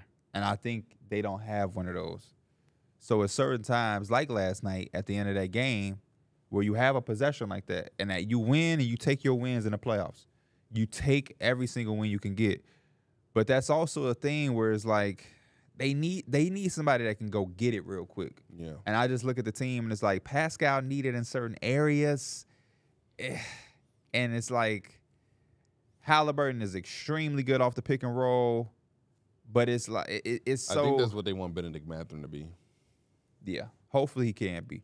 But I look at this team and I'm like, man, they are so good. They just missing that guy who can go get it during the stretch. Because I was the way that the game was going, I was so happy. Because I'm like, we have a closer. We have our guy. We know. I know exactly what Brunson finna try to do, how he's gonna do it, and we just gonna keep going back. If we can go bucket for bucket all the way down the stretch, if y'all want to, let's do it. And then he missed that floater that he normally make, and I was like, damn it. Let's just get the ball making back. that float all series. And we couldn't get the offensive rebound, and then we had the great possession. I'm like, cool. And he shot that ball, and I'm like, hey, this one finna go in, ain't it? And it splat, and then that changes everything. But they kind of, when they get to that time of going back and forth, they got a good offense because Halliburton can pass, get the lob, Turner can pop, but it's just like that ain't always gonna result to that bad. Sometimes you just need the guy to be like, watch out, everybody. Let me da-da-da. And I don't feel like they have that at a premium. Yeah. And it ain't to take away nothing from Halliburton because obviously if you get 36, I don't care how you get it. Yeah. You don't have to be a bad guy, but they got to get to these spots is on the bench. TJ McConnell. When TJ McConnell get to that spot, it's like a free throw. I think it's going in. That mid-range pull-up? Yes. he do a lot of Kirk Heinrich action where he goes He's underneath better the than rim. Kirk Well, Yes. you know, but I'm just joking. he's I'm just joking. I don't think He's the better king than of the extra dribble. get all the way through under the paint. Yeah. We're calling that the Kirk Heinrich. Hell maybe? yeah, because that's where I thought it was saw it the Steve most. Nash. No, Yes. that's where I It was saw it Steve the Nash. most. I saw it That's the without most. a doubt So the Steve white Nash. guy. Let's just call it the white guy. No, 'Cause let's all call of it- these dudes is the He's white Canadian. guy. He's Canadian. He doesn't count. Celtics. Harsh reality. They can't be playing around with their food, man. I think they can sometimes get too complacent. And I just feel like they don't have that killer mentality. I feel like these last two game twos, they let the Heat steal one. They let the Cavs get one. And I think this Cavs team is a different team. Donovan Mitchell is not Tyler Hero. So Donovan Mitchell's going to come with it when he go back to Cleveland. And I think they in for a fight. I don't think this series is over. Like I still think this is going to be an extended series. I think it's going to be more than just a 5-game series. I think the Celtics really got to come out and take this. What's your percentages on it? After that game, I'll increase it to now like 30-70 Celtics. Wow. Before that, it was probably like 10% for the Cavs, maybe even less. But like that last game convinced me that there's something here. Mine's increased to 90-10 because before it was 4. It For was real, a 4% for real. chance. My harsh reality. This is to the Celtics, to their fans. Y'all in a lose-lose situation, man. No matter what y'all do, it ain't gonna be enough. Based off just the conversations that's coming up on this podcast, we just sat up here. We was talking about what if they win a championship, and it's kind of like, oh, they're gonna be looked at as a super team, and it's just like I don't know. It just don't. You even They said don't that even look like a super team. you said the East is weak. It's just like it just getting to the point where I feel like even if they win a championship, it's not gonna hit how. They're going to put a little mark next to it. It's, yeah, it just don't feel like it's gonna have the same reception as if the Timberwolves win one, as if Luka and the Mavericks won one, if the Thunder are able to pull one out. I think it's because they had to go through legitimate competition. It's I don't think the also like Celtics The are going Celtics can't control who they Yeah. play. Yeah. The Celtics one is weird because if and when they do win a championship, we're like, well, duh, they were supposed to. You know? Like that's it's how the just- conversation's gonna be. And it's super unfortunate. Or they go through the East and then they get to the finals and then they get their ass spanked. I mean, if Nah, that that happened. if that happened, then that happened. But I'm talking about to win a championship and it's still like, all right. How KB just said, that's kind of crazy. Yeah. Especially when the talk was all about, man, they better win, or we're gonna say this about Jayson Tatum. You know how many people have said that to me? Yep. Like, They're what about Tatum? actively winning right now. They've lost 2 games in the playoffs, and that conversation is already happening. They So it only just- lost 2 games in the playoffs right now. And yeah, I mean, my harsh reality is that if you do not win a championship, it's like one of the all-time failures. Yeah. Cakewalk to the finals. We mentioned everybody that's beat up. Yeah. And they were 14 games better than everybody in the conference. Mm-hmm. They have been the heavy favorite to win the championship since the first month of the season. Look at the betting odds. It's always been Celtics. Even now, it's still Celtics, even with them being in a 1-1 series. And if we get to the finals, which, again, is inevitable in my opinion, and we still fall short with the talent that you have, the coaching that you have, and when every other team is dealing with some major stuff too, it would suck, man. Yeah. Because Brad Stevens went to his offseason was like, I'm tired of getting to the conference finals. I'm tired of just getting there. So let's go do something huge. Let's go bring in Drew Holiday. Let's go bring in Kristaps Porzingis. And let's ride. Let's pay Did y'all know Kristaps Luke Porzingis. Kornet? Can y'all guess how many Luke Kornet threes happened this year? Wait, what? How many threes Luke Kornet attempted and made this year? He attempted what? I'll say he attempted 10. He made 10 threes? I think it's something crazy like that. Because that's the only reason why they asked me that. Did you watch Luke Kornet in Chicago? No. I'll say We said no. Yeah, but I know he wasn't. Just that whole season, he was not there. Season and a half. he attempted. Remember, he was called the Robert. He was the next Robert Oh, he Horry. was. He the next attempted 376. He attempted 1 3 this season. What the? So I was closer than you. Yeah, you were. He made it, right? He made it. He made it, yeah. And I saw that on Basketball Reference yesterday, and I'm like, bro, I watched Luke Kornet in Chicago. He was a stretch 5. With the Yeah. Knicks, he shot so many Yes, he threes. did. Yeah, that's the allure of Luke Kornet. And now he attempted 1 3 the whole season, bro. It blows my mind. Great, what do they call that? Critical thinking. I Because just- you said it had to be some silly shit. Luke Because Kornet. I mean, I wouldn't say I'm an avid, like I'm watching a shit ton of Celtics games, but I'm like, I haven't seen Luke Kornet taking a lot of threes. Like, I thought I did. I must have been just seeing white guys shooting, just saying, "Oh, that's Sam Howes." Oh no, that's Sam Luke Howes. Kornet. That's Luke Kornet. Peyton Pritchard. Let me see. When was that? Who did he hit that 1 3 against? The Bulls. It was against Milwaukee. Oh. And it was the last week of the regular season. How many threes did he attempt before that? He went the year before. the year before that. He attempted a total of let's see, Way more than one. I'll tell you that. 13. Oh. But the year before that was 60. The year before that was 100. He had 200 with the Knicks and then 80 with the Knicks his rookie season. So he's always just been somebody that got like a 3 up a game. Yeah. But now, and this was the most minutes he ever played, almost 1,000 minutes played. He attempted and made 1 3-pointer. Hey, shooting 100% from the season. 100%. 3-point rating in 2K25 about to be 96, bro. Stop messing with him. Who did they used to do that to on 2K? Where he used to have a very high free throw. It Oh, was Darrell. man. Wasn't it Darrell Arthur? Mm-mm. It was It was Darius Miller, right? yes. Good pull. Yeah. What college? Wow, that's a really good pull I from you, don't. Derek. I'm not gonna. Is it because know. his last name? No. That's why you remember it? Okay. I have no idea what college he went to. Yeah, that's a Yes. really good pull because I was I saw his face in my head, but I could Yeah, not think about same. the player. Yes, I think you can get Darius his college. Miller. It's a big one. Oh, Pause. Ohio State, No. It's bigger than Ohio State. Duke, Not Duke. but Kentucky. Boom. There you Oh. go. Yeah, Darius Miller in this year shot 100% from the free throw line. He was 12 for 12. And 2K gave him an extremely high free throw rate. But in their defense, oh no, never mind. The year before that, he was 78% and then 90%. So he's always been. He's always been good. Yeah. Always been good. All right, harsh reality for the Cleveland Cavaliers. I think we all know what that one is. I think I hinted to it earlier. Darius Garland was holding them back from being legit contenders. Damn. I know he had a good game too, but I think in reality, Steve does another. We know that there's Harsh another reality level. is Donovan Mitchell. Yeah. I mean, maybe it's not Donovan Mitchell, but the core that you've grown accustomed to, something is shifting. And it's Yeah. probably multiple pieces getting shifted more than just one.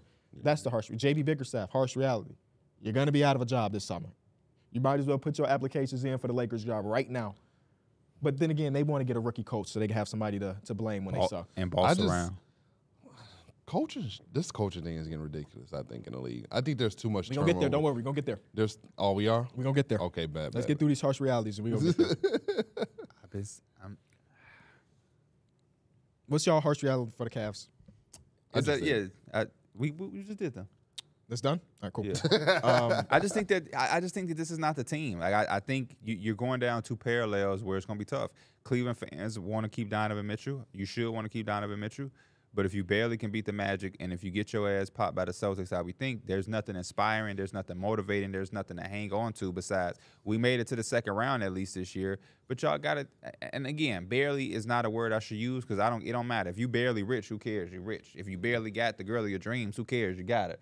But I think that this team should have had a little bit more aspirations against a rookie Magic playoff team. Yeah, that shouldn't have been 7. You should have came out and took care of business. And, now you face, like, I just think that getting past the Magic is not a success story. No. I think the Cavaliers are built to hang and look like how the Knicks look, to be able to compete against the Celtics. If they make this a full series, then I think you're fulfilled and you maybe can have something that you can build on. Yeah. But because the Celtics lost that game against the Miami Heat and then took care of the business, if they do the same thing here, then I just think that you had an uninspiring season. I just think you had an uninspiring season, and you have to look at it from a certain direction of, like, how do we go about this? Do we trade Darius Garland and these guys and invest in Donovan Mitchell just for him to still want to leave? Because that's always been a thing as well. Yeah, he just don't want to be there, and there's just nothing y'all can do about it. Yeah, y'all can win, y'all can have some promise, but if y'all ain't winning no championship, he may just not want to be there, y'all. Like, I'm sorry, it's not me. I don't give a damn where he is. Yeah, but it's just like he could be one of those people where we had one of his teammates. Was it Joe Ingles that was like, man, I'm gonna be real. He want to be in New York because that's where he's from. I think Joe Ingles was the one that said that. So it's like, when you do that, you have really hard things to pick because it's so unfortunate to have a guy and he just don't want to be there because he want to be somewhere else. It ain't even nothing personal against y'all. He just have his mind made up since he's played at Utah that he wants to be here, or he wants to be in a market that's like that. Because now if you try to build around him and then he leaves, that's tough, man. I don't think nothing is more unfortunate than building around somebody who does not have the same. It's kind of like a relationship with another person. Yeah. You was in love with your girl and you building your life around this, but she really don't want to be with you. Yeah. Or vice versa. You know what I mean? Whatever. And I just think that that's how the Cavs could be. And maybe I'm wrong, and hopefully I am wrong, so they can keep doing what they're doing. But I think that's also the tough thing about making them decisions of trading Darius Garland and Jared Allen or whatever you want to do. Because luckily for them, even if Donovan does leave, you do have Darius Garland still. And he's shown that when Donovan wasn't there, they were still a top 10 offense and one of the best teams in the league. I like Darius Garland. I don't think that's how the Cavs look at it. We got to trade Donovan Mitchell. Whew, thank goodness we got Darius Garland, especially after these playoffs. I'm just saying that before Donovan Mitchell got there, they were a very good team. They were one of the best teams in the East. They were one of the best teams in the East the year before Donovan got there. They missed the playoffs. Am I tripping? Yeah, they missed the playoffs the year before Donovan Mitchell got there. What was it the year before that? They had a year where they had 2 All-Stars where Jared Allen and Darius Garland were both All-Stars. Yeah, they didn't make the playoffs that year. They didn't make it all playoffs that year? I'll double check it, but I'm pretty sure they didn't make the playoffs. Because remember Larry Markin? Was Larry Markin on that team? They won 44 games, but they did not make the playoffs. This is before. But they made the play-in and lost in the play-in. Oh, my bad. I could have swore they had okay. I'm looking Yeah, they at hit wrong. that level with Donovan Mitchell. That's not like they was what? The best So team they got the 2 All-Stars. Darius Garland was actually in there, and they had the injury replacement for Jared Allen. Also that year, the All-Star game was in Cleveland too. Oh. That's the one where I dropped that wing on the lady bet. Yeah. I don't know why I thought they were a much better team. They won 44 games nowadays is like, in the Eastern Conference, damn, let me see. If you won 44 games this year, you'd be the 9th seed. Oh. So it's not even, I guess, that crazy. So it's tougher now. Yeah. And I think that year, we have not seen Darius Garland. What happened in this play-in game? Now that I'm thinking about it, they were the 8th seed. They lost to Brooklyn, and then they lost to Atlanta. Were they beat up in these play-in games? Yes, they were. Okay. I want to say Darius Garland or Jared Allen was actually hurt. One of them were actually hurt. Okay. If I'm not mistaken. Now I'm starting to remember. I'm pretty sure somebody was injured of significance. But I'm going to see if I can quickly. I want to say it was Jared Allen. Find this out. Jared Allen was hurt. And so what Brooklyn team was at that beatdown? Kyrie had 34 in this game. This is the first Nets year with no Durant, but Kyrie came No, Durant is here. Oh, okay. Durant played 42 minutes in this one, 25 points. Seth Curry played 34 minutes at 0. Shout out to Seth Curry. Harden's on the team? No Harden. Okay. In this first game, Well, obviously, because Seth Curry was traded for him. the lineup is Darius Garland, Karis LeVert, Larry Markkinen, Evan Mobley, and Isaac Okoro. So Jared Allen's hurt. Timelines are not matching in my head. Yeah. But yeah. So they were a good team, Derek. Don't get us wrong, but they just weren't one of the best teams. Yeah, they weren't one of the best. Okay. And the East got better. Yeah. The East has gotten a lot better. Oh, you're right. Jared Allen played in the second one. You know what's crazy about this game?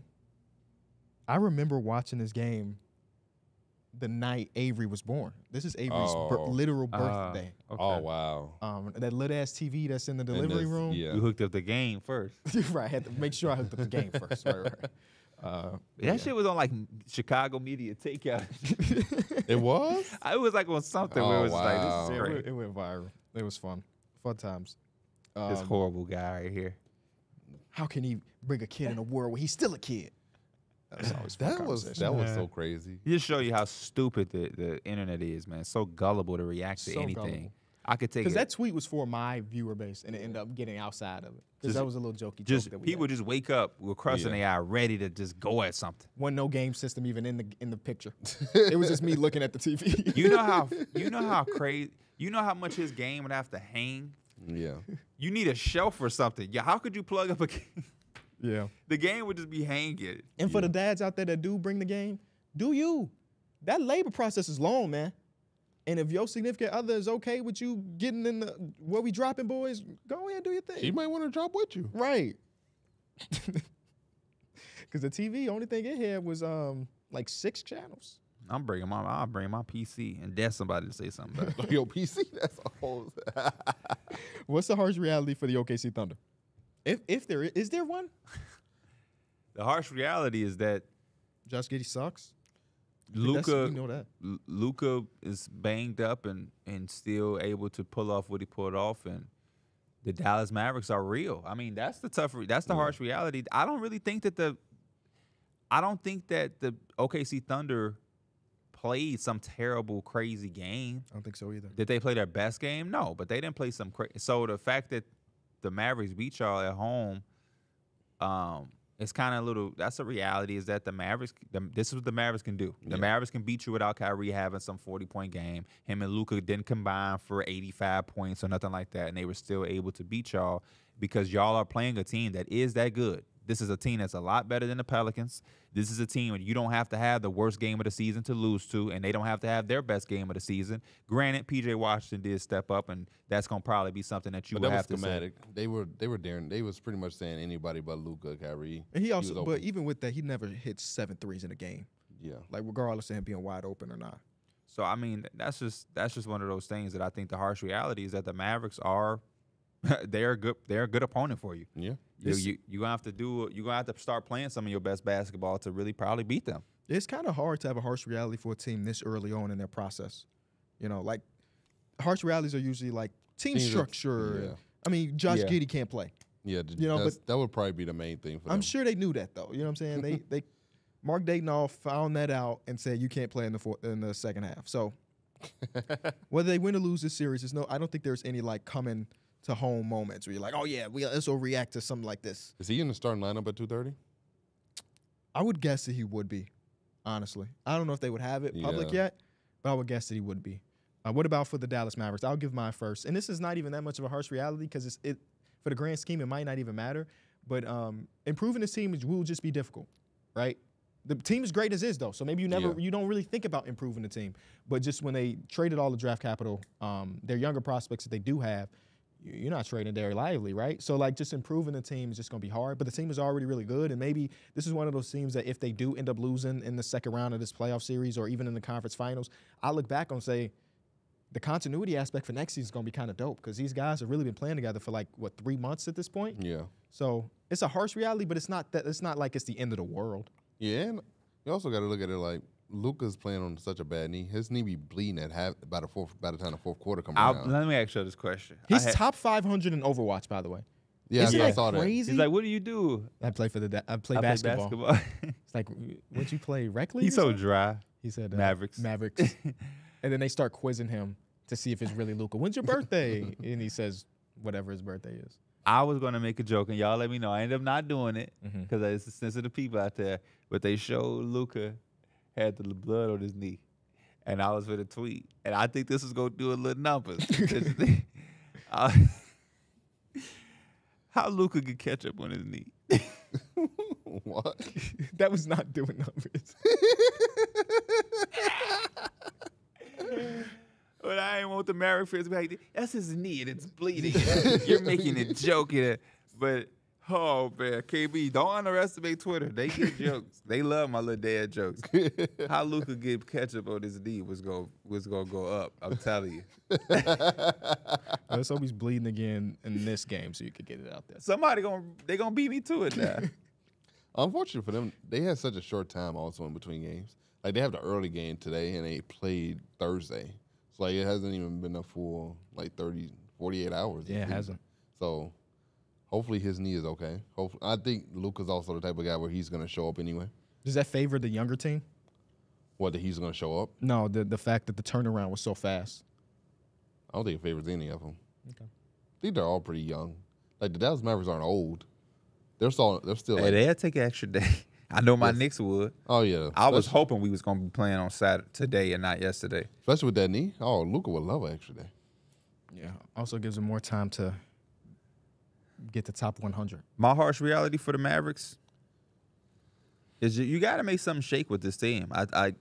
It's hard for me to look at avenues for them to make this team even better. You know what I'm saying? So it's like you got to kind of they doing it. They doing it. They definitely doing it. But I think you definitely have to you got to throw everything you got at the Thunder because I don't know how else this team gets dramatically better.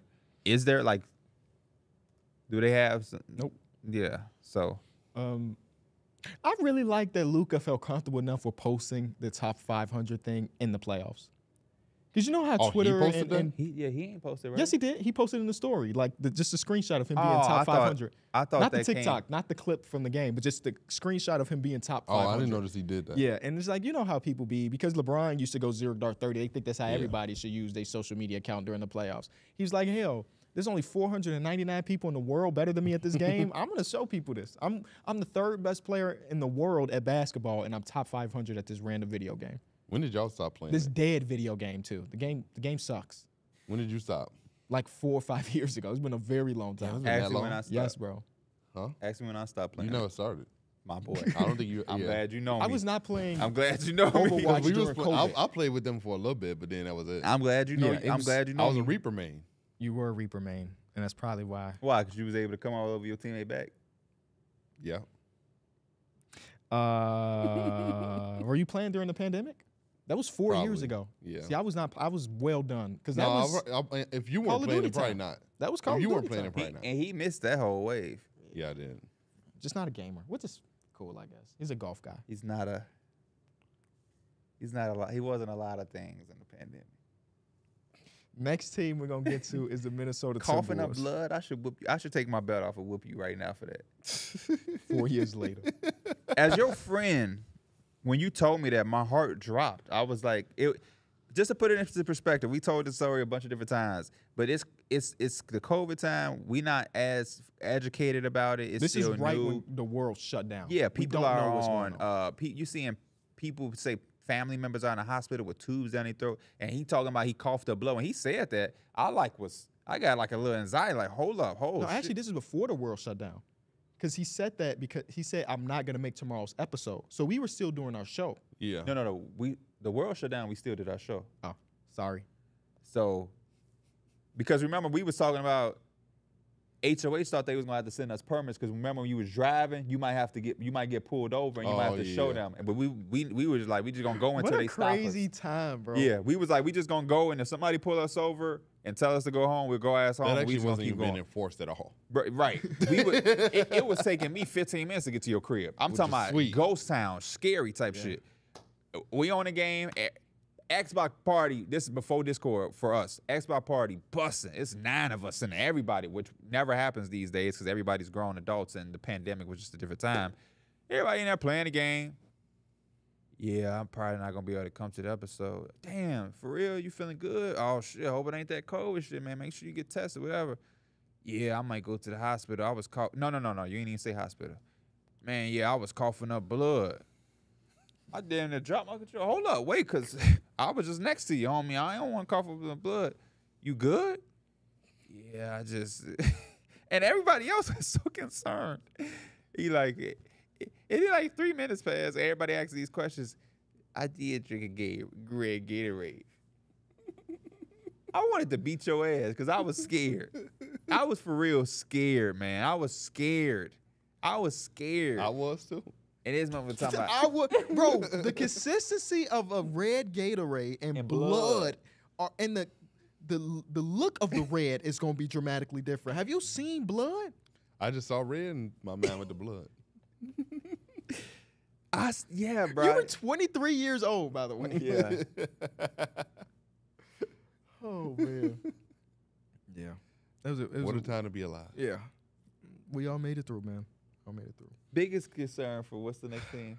I don't even. Minnesota Timberwolves. We're down to our last 2 teams. Minnesota Timberwolves. What's the harsh reality for the Minnesota Timberwolves? That the Denver Nuggets may have flipped the switch. Damn.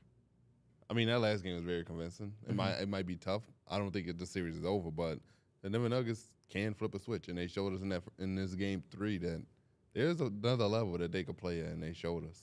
I gotta agree with Derek. That was part of my thing. The harsh reality is that this series was far from over. Y'all kind of became the darlings of the NBA. I'm damn sure rooting for the Timberwolves. I ain't gonna hold that at all. Just because I love Anthony Edwards and what he represent. I think Karl Anthony Towns is a hard guy to root against. Even though we make fun of him for certain things, the voice. What's the one thing he said? This is what movies is made of. Yeah, you know what I'm saying? We laugh and joke about that stuff, but we all root for After Karl. all that, it's a bunch of cat, like... They really did. They really did.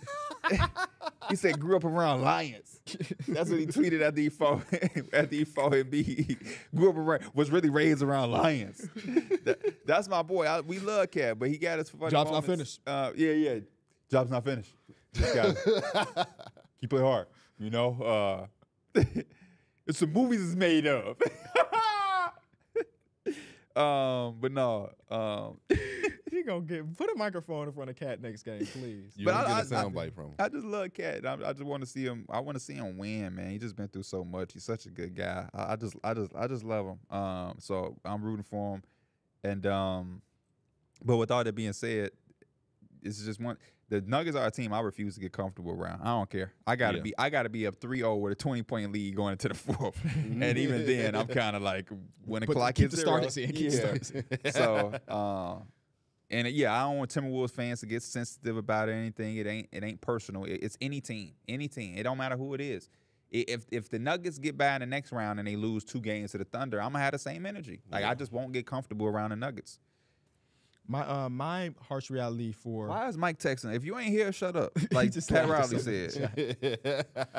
We talk about Minnesota, right? Yeah. My harsh reality for Minnesota is that we don't know who's going to really be owning the team next season, and that changes dramatically whether or not you're going to be able to pay the luxury tax. So this team that we fell in love with might not look the same in 2 years, depending on who's the owner. That's the harsh reality. I could agree with that because a new owner might come in and want to shake stuff up. May not want to pay Nas Reed. Now you don't have Nas Reed. No, he's paid already. But no, you might trade him. Oh, I see what you mean. Yeah. I hope not. People get Nas Reed tattoos. Do you see how many people have Nas Reed tattoos? Dude was like, I give you $20. Because everybody on that roster is extended. He said he had over 100 clients come in for a Nas Reed tattoo. Wow. That's insane. Nas Reed's embodying that Minnesota culture. Man. And he has to play there forever. He has to. There's no other choice but to play there forever. All right, last team. They love him like the Bucks love Bobby. Yeah. But how many people got a Bobby Portis tattoo? Not many. Probably not many. It's probably some, though. 100% some. Yeah. People just be doing stuff. I got a few tattoos. I was just doing stuff. Last team, Denver Nuggets. I'll go first. After winning the first championship, they made it very apparent, whether it was Calvin Booth or Mike Malone, saying that we're not just going for another championship. The Nuggets? We're going to create a dynasty. there are a lot of teams that are really damn good in basketball. And creating a dynasty in this era is just going to be tough. And that's what we're seeing right now. A team that you took care of last season has you down in the series right now. So creating a dynasty is just, I mean, I know they didn't think it was going to be a cakewalk, right? It's only a few dynasties in NBA history. But the Spurs will tell you straight up, a team that was a dynasty, winning back-to-back championships is hard. The Spurs never did. It feels like they did because they won a lot, but they never won back-to-back. And the harsh reality is teams are catching up. You're not a surprise team anymore. But could they be like the Spurs where they don't go back to back? I would never say that their window is closed as long as Jokic is playing. Because like they have Jokic, they have that starting five, and I give them a lot of credit for being one of the teams. They really, really, really nail it on the drafting. They draft extremely well. Emmanuel Mudiay, Zeke Naji. Oh. I mean, it's hard to even. I mean, I feel you, but what would have been the value of that? Jokic ain't sitting on the bench no time soon. Yeah, especially when it comes playoff time. You know, Jokic's playing 40. So because there's even some guys that don't play right now who I still look at and be like, next year after, what am I going to think of Julian Strawther? Mm-hmm. He could be a guy who could really impact. Also, Hunter Tyson. This is the 2020 draft. Nobody did right in the 2020 draft. Who did they pick in the 2020 draft? Zeke Naji. Why you say wrong? Nobody? Somebody had to do right. No, I'm being hyperbolic. No, I know what you mean. But there were just so many good players that ended up later in this draft. And I think part of that was because of COVID and stuff. Like who? I can't remember. Desmond Bane is 30. Boom. Jaden McDaniels, 28. Emmanuel Quickly, 25. Tyrese Maxey's 21. That's kind of it. Second round's got a B-Ball Paul was 58. I mean, that's great value. Nick Richards was 42, but I mean, but now let's look at that first round. Mm-hmm. Who name me lottery picks 15 to 10. Anthony Edwards, 15 to 10. Jalen Smith was 10. Devin Vassell, Tyrese Halliburton is 12. Kira Lewis Jr. is 13. Aaron Nesmith's 14. Cole Anthony's 15. All those guys are rightfully so. Yeah. Well, Tyrese was projected to end up going around number 4. I Kira Lewis hasn't been able to break a rotation or be healthy. Yeah.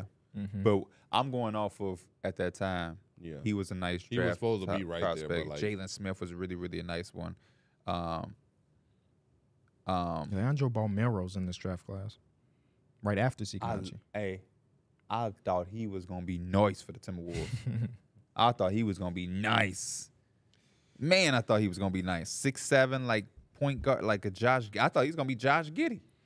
The Minnesota Timberwolves kind of did really good in this draft, by the way. I guess I never really internalized. Jaden McDaniels and Anthony Edwards. And Anthony Edwards. Oh yeah, that's really good. Yeah. Well, they traded for McDaniels. They didn't actually draft him. It was a big old convoluted. Everybody gets traded. Ricky Rubio's here, and James Naji and Zeke Naji are both in the same trade. Trades could get very confusing. When did Isaiah Stewart get drafted? Isaiah Stewart was 16th, in between Cole Anthony and Alexei Pokusevsky. But even never mind. I'm not about to go to war for Sadiq Bey. We liked Sadiq Bey. Cool. No, I'm saying Isaiah Joe, 49. Time, that was my big one. Wait, who was that 49? Isaiah Joe. Oh, Trey Jones, 41. I remember being on Twitter thinking that the 76ers had one, and they let my boy go. I loved Isaiah Joe. For nothing? Now that boy in the OKC hooping. Yeah, in the OKC. You've done that a decent amount of times over the last month. That's all the harsh realities. Let's quickly go through some of the coaching changes because Frank Vogel is out.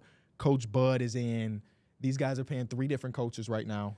A lot of money. That's why the coaching change is so crazy. Yeah. For real. Like, you still have to pay those dudes. And you just don't get to really solidify anything. I just think when you're constantly changing coaches, there's nothing really being solidified there. And you just keep running to the same thing. Coach Bud, he was with Milwaukee. There was it was questions around his name if he was the coach to get them over the hump. But he eventually did, but then he still got his ass fired right after that. So he had 1 year post that. Yeah, no, I'm saying like it wasn't he won and they fired him, but like he had another season and he still got fired. So like if he was the guy that they questioned for years, if he's the coach that can get them over the hump, what makes you think he's gonna come into this organization and do anything different?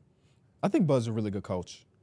I feel like my main complaints about Bud is like he is so set in his ways that making that adjustment when the team punches you in the face, he really doesn't respond well to that.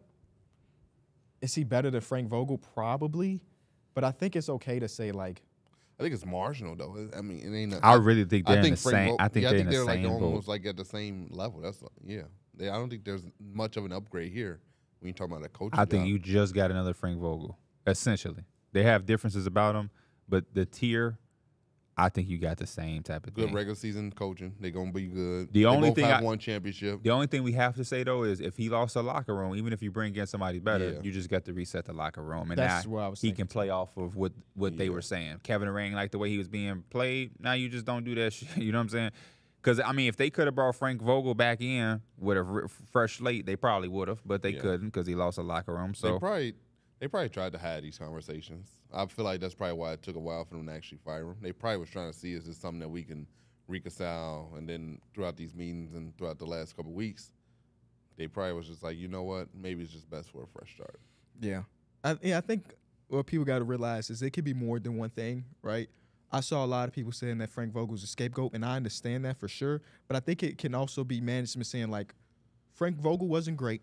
He lost the locker room, but that's not the only thing that was wrong. Yeah. Like, there's still blame on Kevin. There's still blame on Devin. There's still blame on Brad. There's blame everywhere. James. But we can take, and yeah, James, the one thing we can control right here, right now, is this one domino, which is the coaching.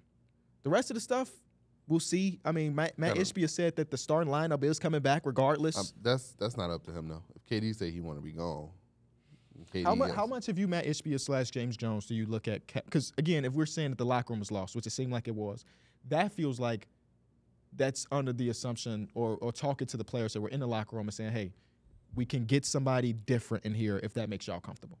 Yeah. So maybe this is partially Kevin saying that he's cool with where things are going. Remember the Sixers fired Doc Rivers for Harden and Harden still? Oh, yeah, true. Yeah, that was crazy. I guess Steve Nash got fired for Kevin, and then that's why when I did some shit about Jimmy Butler, like a video, and I was saying like, you know, where's Jimmy Butler gonna go? What's gonna happen? And people was like, oh man, his agent already came out and said this. They already said that. I don't buy into anything. No. You know how many times the agent has said something? You know how many times an organization said we're not gonna trade somebody and still got traded? You know how many times a player looked at us dead in the camera and said, I want to be here, and then still left? I don't care. It's the situation. Jimmy Butler wanted an extension. Pat Riley saying we ain't got to do it right now. Somebody ain't gonna get what they want, and that's always what leads to a breakup. Yeah. So I don't, you know, person could come out and say whatever they want, but until pen hits the paper, I'm going to believe the things that I want to believe because the NBA has shown us time and time again the same things always boil to the top. You always want this. I don't want to give you that. You're going to go to where you can get that. Yeah. I don't know many times where we've literally seen people fold. Hey, man, I want that max contract. Mm-hmm. We don't want to give it to you. Okay. When have we seen that? Like, I don't really be knowing when we've seen those type of things from, like, star players. You know what I mean? Like, because at the end of the day, the star player always had the leverage. And it's always a desperate-ass team that's like, they don't want to give it to you? Yeah. Oh, we'll give it to you. And $5 more million. Oh, you don't want to coach no more, Monty? He has $90 million to be our coach. That's what Paul George is going through right now too. The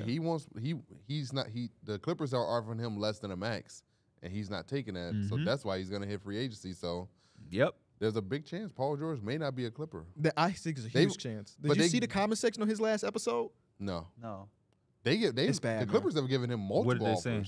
It's like a lot of people saying don't come back. It's like, damn, you care more about the podcast and the playoffs. Because, like, he dropped the episode, like, 2 days after they got eliminated. Which, again, it's his thing. It's normal. Who gives a fuck? It's his job. Like, it's part of his job. He said himself in the episode, I thought it was going to be a while before I seen y'all. But then I guess he just said, hey, fuck it, life go on. Yeah, they don't. And that's really how you should look at it. I am. You want him to be in a dark room crying? Especially when he was the one out there playing? Yeah. But he's Paul George has found a way to put himself in a position of kind of like the Celtics, where when Paul George do what he do, it's like that's what he's supposed to do. He's Paul George. When he don't, it goes all in uproar. But I would tell those same fans, did you think Paul George was going to take y'all to a promised land, or were you banking on Kawhi, Paul George, and Harden with the collective of a team? They're going to tell me that they expected Kawhi, Paul George, and Harden. I just think he's found a way to put him in that and put himself in that situation. But I do think he might be. I think he might be out of there, and I think he should be. I like that's my biggest criticism as a Paul George fan. I don't think Paul George is that guy that is going to go into a thing where it's like I'm one of them. I think he go to Embiid, Maxey, and you be third fiddle, man. You like, but yeah, go ahead. Joe Breeze 100 says I'm a Paul George fan, but homie wasn't on his bully-ish like he said he was gonna be before the season started. Facts. Well, I mean, he was for a lot of the season, but in this series, no. The next one, this man's name is literally LeBron ain't the GOAT. I expect PG to sign that extension with the Clippers, but let's be honest, his team ain't going to win nothing in the playoffs. Too old, too fragile to compete with the other young dogs. The next one comes from Trevor Law, says PG should probably still be watching the playoffs so he can be prepared to who to go against next. Listening to this podcast, it feels like PG lost his passion for the game. Sounds like dude just wants to retire but still wants the NBA money. Is that what it sounded like? Live from Cancun. The Clippers need an Aaron Gordon / Cat type of player. They're not getting that type of player. I'm sorry. You watched it or you just saw comments? No, I did not watch it at all. I saw clips of it on Twitter. Did he sound like that? I didn't get that vibe at all. PG just giving off the energy that he's okay with losing. I can't pay a league guy to get paid what he's getting paid, and he brings this type of energy. He's way too comfortable with not competing. Now, hold up. Let's time out there. What you gonna say? What type of energy is he supposed to bring? Is he supposed to bring a down, sad energy during the podcast? But I am gonna say this though. That fan making a point, but I just want that fan to know, welcome to the NBA. I am a big believer that 95% of these guys don't care that they losing. I think fans think that people are thinking about this shit like they do. They're thinking about their bag. You think people that I just don't think you cannot convince me that the majority of the NBA is at LeBron got kicked out of the playoffs and he's now reporting on it too. He's at a podcast. That's why I start laughing. The next comment comes from Jason. I think Paul George and LeBron look much happier just doing their podcast. That's all good. They're both great players in their time. They're both great players, but Father Time is undefeated. I don't think the general public really understand that a lot of this shit ain't ball is life for them. Yeah, but I think for LeBron's case, he's been in 9 straight finals. He's won 4 championships. He's gotten all the accolades except for DPOI. LeBron's done a lot of winning throughout his career. Paul George hasn't really won much. He hasn't. So, but that's the only difference between the two. But I could definitely see Paul George definitely caring about the bag more so than winning. Ain't nothing wrong with that either. I think that's majority of the NBA, man. I think if people really are expecting guys to, like KB said, go in a dark room, you're just not going to see that, man. And I brought up LeBron because LeBron is the one where I feel like the winning is the most prioritized thing for him because he wants that legacy shit. And even he ain't somewhere crying about it. He went right into what he going to do. So if LeBron is doing it, I'm expecting all the rest of these guys. Because what is it? Honestly speaking, it would be nice if Paul George got a ring. If Paul George gets a ring, what does it do for you? It doesn't do anything for me. No, I'm saying like how you perceive him. Nothing. Because he probably wouldn't be the best player on that team either. It would more so go to the star. And that's why we look at guys not taking pay cuts to go get a ring. Because it's like, okay, Paul George get a ring right now. Is he a top 15 player all of a sudden of all time? Hell no. No. I'm going to listen to this podcast today. Kawhi, 3 teams, 3 different rings for sure. It'd be a nice little added addition to James Harden's legacy. Yeah. But I don't think it really elevates these dudes to somewhere where it's like, oh, my goodness. What's crazy about the Kawhi thing is they already extended him. If you don't have Paul George, what is James Harden's a free agent too, right? Yeah, James. And if I'm the Clippers, James Harden, do I want James Harden here for he wants a long contract. I don't really think I'm interested in giving James Harden a long contract. It doesn't really seem like it helps me as an organization. Especially when you're talking about he wants big money. I'll let James walk. I'm sorry. Then what's the alternative then? We figured it out. We just figured it out from there. I don't know what the alternative is. So it's but like financially, is Kawhi Leonard by himself now? Financially, it just doesn't help me as an organization to give you long extents of money. I agree with what you're saying, but I think that Steve Ballmer has backed himself in the corner where he basically has no choice. They've already extended Kawhi Leonard. Paul George might be out the door. So if we don't bring back James, it's going to be Kawhi Leonard, Terrence Mann, and PJ Tucker next season. That's Russell Westbrook. No, not even. Russell Westbrook might Russell, leave to go. Like, what are we doing? And at then that it's point? not just Kawhi; it's Kawhi and a knee. I think that giving Kawhi that contract so early on might have been like the real thing. Yeah.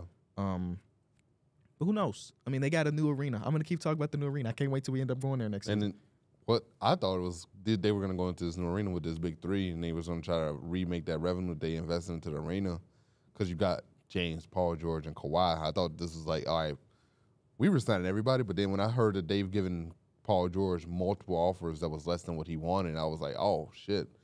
They still not really prioritizing bringing back the big three. Not to say they not, but like they not just opening up the checkbook and saying, what you want? All right, bet. Here you go. Take it. We decent. I can't fault Paul George for wanting that one last big ass bag. No, I can't either. Especially because there are teams out there that would be willing to give him that money that maybe even are in a better position. Like the 76ers would objectively be in a better position than the Clippers thing. Yeah. So you want me to take less money? Well, the 76ers will give him less money than what the Clippers can offer him. But the Clippers aren't offering it, though. Yeah. So the 76ers can give them more money than what he's getting offered currently.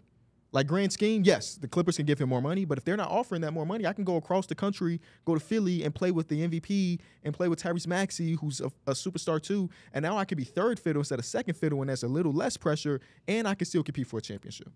I like that position way more. No, I do too. But And I get my money. I get paid. I get my last huge payday of my career. That's the thing that I'm looking at so much is like you get those two things. You get a chance to get paid, and it ain't like you're taking the bag from the Pistons. Right. You're taking Now, the if he bag. get that, then You're taking the bag from Philly, who is Embiid, Maxey, and you. And, you know, and I think that makes more sense for what I think Paul George would like. And again, I'm just a big Paul George fan. I don't know him personally. I've only shared a few words with him. But from how his character or how he presents himself sometimes, it seems like he a guy, he don't want to step on no toes. He definitely want to hoop and be able to do his shit. And he like kind of deferring. This puts you in that, this is the best deferring opportunity you have because now you're buying Embiid and Maxey and you still can be this glorious wing. if you're the Philadelphia 76ers, how many years are you offering him? 4. 4? 4-year max with an option on that last year. You have to do 4. Yeah. Because what is he, 33 right now? Paul George 33? Think so. Oh, I thought he was like 34. Yeah, you crazy. You made it seem like I was off by 7 years or something. He just turned 34 9 days ago. Hey, he know his favorite player birthday. I'd rather know his birthday. Only reason I know is because after they lost, his girl posted him like happy birthday, and the Clipper fans was posting it like, look, Paul George ain't even celebrate. We finna get that revenge game. You saw that? I saw that. And I also saw Derek Lively was in the background of that. So they were celebrating during the series. I and did Derek not Lively peep was that. I didn't peep at that. the restaurant too. Okay. The last thing I'd rather know his age than his tattoos. the last thing I want to do is it's just one quick quiz. If y'all like it, we'll do 2. Okay. Before we get out of here. This should be a TikTok, but regardless, I think this is super fun. I'm gonna give y'all hints for an NBA player. This is from the account Sporty Solves on TikTok. It has become my favorite TikTok account. It's so fun. Whatever. I'm gonna give you a hint. The first hint I give you, if you get it right, you get 10 points, and then 9 points to 8 points, and so on and so forth. Then the 1 point, I mean, if you can't get it by then, I don't know what to tell you. Okay. So the hint number 1, and y'all tell me if y'all want the next hint. For 10 points, the person that this... Are we looking around the whole league or just playoffs? Just take the hints. Okay. The first hint is that the player is active. Do you know who it is on that? Any guesses? LeBron James. Okay, it's a guess. I mean, technically, I wouldn't consider him active. Damn. He's literally active. T.J. McConnell. Okay, next one is in the Eastern Conference. Okay, so 9 it's not points. LeBron James. Okay. I'll take the next guess. 2-time All-Star. Tyrese Maxey. He's not 2-time All-Star. No, yeah, this is his first year. That eliminates a lot of people. It does. 2-time. Didn't Hallie make it last year? 2-time All-Star. Hallie was a All-Star last year, right? In Eastern Conference, yes, he was. And he was this year. Tyrese Halliburton. Like, is that your official guess, or do you want to hear another clue to get your official guess? Sure, give me another guess, I guess. For 7 points, he's 2 times All-NBA. So it does He eliminate wasn't- Halliburton. He does eliminate Halliburton. He's in the Eastern Conference. He's made All NBA twice. Drew Holiday. Drew Holiday's made All NBA twice. I'm just trying to rock. I don't. Y'all want me to go to the next one? Yeah. Yeah. Please do. Power forward, 6 Okay. points. Okay. I think y'all could get there because I Yeah. just when I saw Yeah. power forward, it clicked for me. Okay. Eastern Conference power forward, 2-time All NBA, 2-time All Star. All we gotta do is think. Yeah. If y'all don't get it in 6, hint number 5 is going to give you the answer. All we gotta do is think. Let's make sure it's a 6. So it's a power forward. Are we on teams anyway? Why am I talking? Sure, to yeah, you? yeah. Work Okay. together. Work together. Porzingis. Is a center. Yeah, you're right. And for what it's worth, yes, if you have played multiple positions, it would say power forward and center. This Okay, guy okay. is power forward. Oh wait, Julius Randle. Is it Pascal Siakam? Siakam has made 2 All NBA teams. Or is he like a 3-time All-Star? I know for sure he's 2-time All NBA. I don't know about the All Star selections though.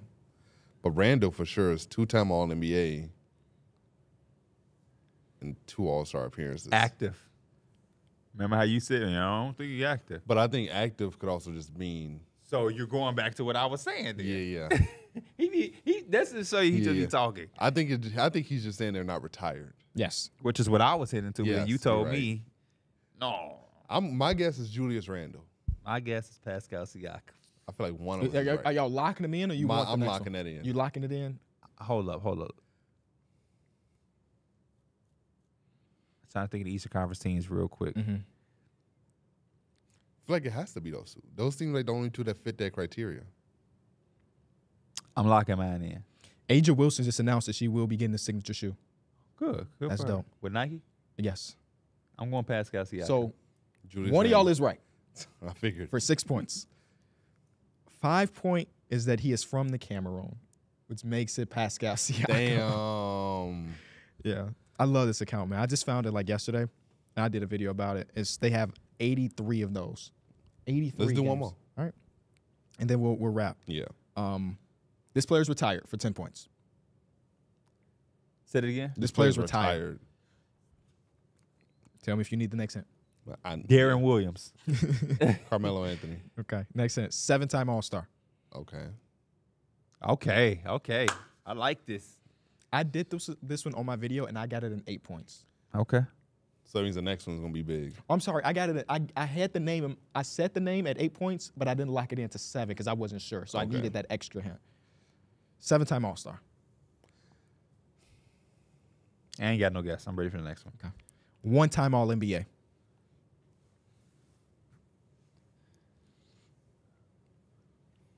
Give me your thought process because we are still podcast. So True. So what I'm doing right now is the retired thing I like, yeah. and then I go 7 All-Stars. And now, once I get the 7 All-Star, I hit the All-NBA. So what that does is that eliminates a big portion for me, and it makes me do think of a guy like Darren Williams because that means he was good enough to consistently be a perennial All-Star, but he was never the top NBA player. Yeah. But when you think about 7 All-Stars, that's a lot of All-Stars. A couple people came to my mind. I'm like, nah, he ain't played nowhere near 7 All-Stars. 7 All-Stars is a lot. It's a lot. So this is a dude who was good, but never was looked at as great because he didn't have the All-NBA. Normally, a person has 10 All-Star appearances, and they'll probably have 5 All-NBAs or 6. But to have close to 10 All-Star appearances and 1 All-NBA, I'm getting somewhere with that. A guy that came to my mind was Amari Stoudemire. I couldn't remember how many All-Star appearances he had, but I also couldn't remember.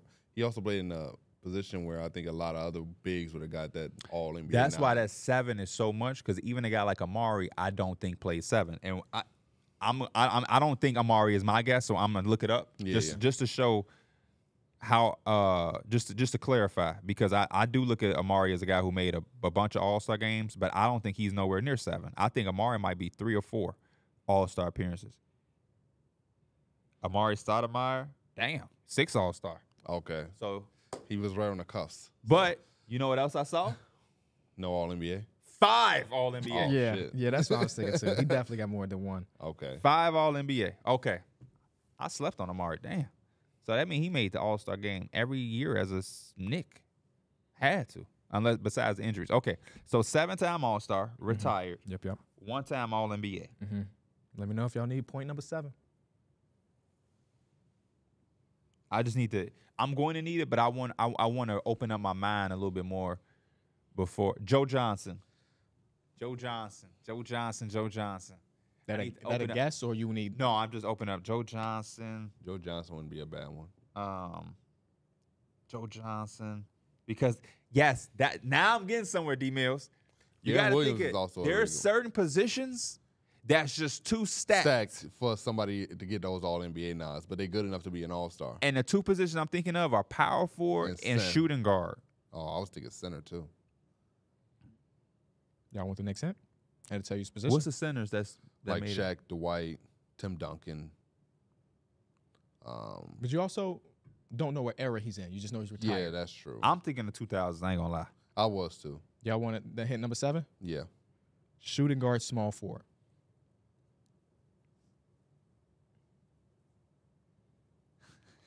Shooting guard, small forward. So it probably is Joe Johnson. I'm thinking more and more into Joe Johnson. Y'all want to lock it? 7? But him Does he have saying 7 All-Star him appearances? saying something about the era is hilarious to me. Are we thinking 2 back? Could this be 2010s? Is this who was a shooting guard small forward from like the 2010s? Shooting guard small Paul forward George? from the 2010s. Paul George he was an MVP candidate. Yeah, So but I think could he that have been so all NBA? He yeah. probably made it a few times with the Pacers. For sure, Yeah, for sure. Never mind. For sure. He made it at least once with the Pacers, and then his he players made it. retired too. Oh yeah, was- then he Oh retired. yeah. How Well, it many, couldn't have been the how many 2010s. times did Mono make the All-Star? Twice. Twice, okay. He's not a 7-time All-Star. Shooting guard, small forward. I'm ready for the next one because I'm leaning more and more to somebody. Birthplace, Little Rock, Arkansas. Joe Johnson. Okay. I was right. It is Joe Johnson. You did the exact thing I did. You did the exact thing that I did. Your frame of mind was exactly what I did in my video. I did not know where he was born at, so that I saw shooting guard at small forward, and for what it's worth, I had done a few of these before. Yeah. And I was like, I need a bunch of points. If I'm wrong, I'm wrong. And Joe Johnson came. When I saw 8-time or 7-time All-Star, 1-time All-NBA, Joe Johnson immediately clicked in my head. The next guess or the next clues for 5 points, played for 7 different teams, played for Ice Cube's Big 3 League, drafted in 2001. The Ice Cube's Big 3 League. The last team he played for was a team that drafted him. Nickname is ISO Joe. And Joe Johnson. Yeah. It's a fun ass game. Shout out. We're not gonna do too much, but go follow them on TikTok, Sporty Solvers, so you can play yourself because they drop in one pretty much every day, and it's That beautiful. sounds fun. Yeah. I kind of want to play now. Yeah. Joe that's where we wrap. Johnson. That's hilarious. Oh no, let's give them 8 minutes of something else. Unplugged. Yeah. I'm gonna tell y'all something I told some of my friends last night. And this is a little serious tone. We talk about it all the time, and I kind of hinted at it yesterday in our Snapchat because Mason had those braids. Yeah. And I'm like, man, this is just another example of us not seeing each other. But the reason we don't see each other as much is because we're older. It's things I'm kind of like watching myself evolve as a person in real time because there was a situation that happened where a lot of us was into it. A lot of us was paying attention. It dominated for a while. And in the moment, I'm like, yeah. But after it kind of died down a little bit and I was able to have hindsight and reflect on all of it, I'm going to sound like an old head. I really am. I don't like the Kendrick and Drake beef. Not at the time it settled down and I really thought about it. And the reason being is because, like, I'm just such a rap fan and, like, a person at the end of the day who I'm just a real person. You know what I mean? I'm not a street dude. I don't sell drugs or, you know what I mean? I ain't doing nothing crazy, but I'm a real person and I say how I feel and you know what I mean? I stand on it. You know what I mean? It sound good of like, there's no rules to beef. Rap music in the streets, they've blended so much, but at the same time, we have to remember that they are two different things. Yeah. There should be certain rules. Those two gentlemen, both of them, who really, I don't think they didn't gain anything crazy from this except attention. They just went in a too low of a point, both of them. And we can go back and forth and say who went where first and all of those type of things. But at the end of the day, like, the more time passes, I really am upset that I and a lot of us reacted the way that we did to Cole. Cole did the right thing. Yeah. Cole realized they wasn't going to keep it in the sport of rap and let me remove myself because I ain't that type of person. I'm not finna be talking about people's kids. I'm not finna be saying this. Your woman who has nothing to do with this. It had a baby with your best friend / manager. You do you're a pedophile. I'm a rap and talk to your parents, and they went crazy. And that shit just like based off of our culture and how we represent it and how we look, it's such a circus. Yeah. And we don't really benefit from it how we think we did. It's so easy for us all here to sit and be entertained by it. But just when I think about the culture of hip hop and rap and where it's going and the fact that it's literally dying, and maybe it's hit different for us because we're in Chicago, so we've seen so many rappers literally do this and die from it. Yeah. And it's just like, no, we don't really go nowhere. And I don't like that our culture and such a big staple of our culture can just be a circus and we just looked at like a zoo. Like you got all these people that look at it behind the glass and they able to say, oh, hey. And then, but these two do now. Drake house getting shot. We got shootings and shit going on here. You know what I'm saying? And all of the people get to just watch from different cultures and laugh at it, and then they can go back to their shit. And then the people who really profit from it, it's not really these two gentlemen. You know what I mean? And my mind opened up about it because I seen somebody say, who won between Drake and somebody said the labels. And it's like, boom, exactly. Yeah. Because the people who run it and the people who really benefited from it behind the walls, their house is not going to get shot up. No. They pedophile ain't on their name. Woman beater ain't on their name. They wives ain't get dragged into it. They kids ain't dragged into it. You get what I'm saying? And that's the part where it was like, these two dudes could have had this without it being this way. And at some point, our culture has to learn. Pac and Biggie, we have to learn from that. We can't keep doing the same. You know what I'm saying? Like, at some point, we have to learn, and we need our leaders to be able to have the sport and compete, but just in a certain way we don't have to do it this way. We don't have to do it this way. And that's just like, you know. I see what you mean, but I think Drake said in one of his songs that this has been brewing up for a minute. Like that song wasn't, he said, that song y'all dropping what started this has been brewing up for a minute. It has, man. They've been sneak dissing each other for 10 years.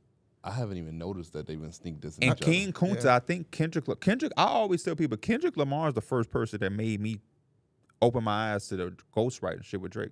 He says it in King Kunta. It's just that because it's King Kunta and the way the song is, people just gloss over it. But okay. I saw the one clip from the high five, jokes on you, I'm bulletproof. Like there's a lot of maybe lines that were geared towards Drake, and that was a decade ago. Yeah, this has been going on that was since a like long time ago. Because the control, that's what started. The control, yeah. I'm trying to murder you. He says that. He says in a competitive level. Yeah, yeah. But Drake was so kind of gitsy about it. Instead of just saying like, oh, he took a shot at me or he took a shot at the rap game for a moment, Drake was really felt the way about it.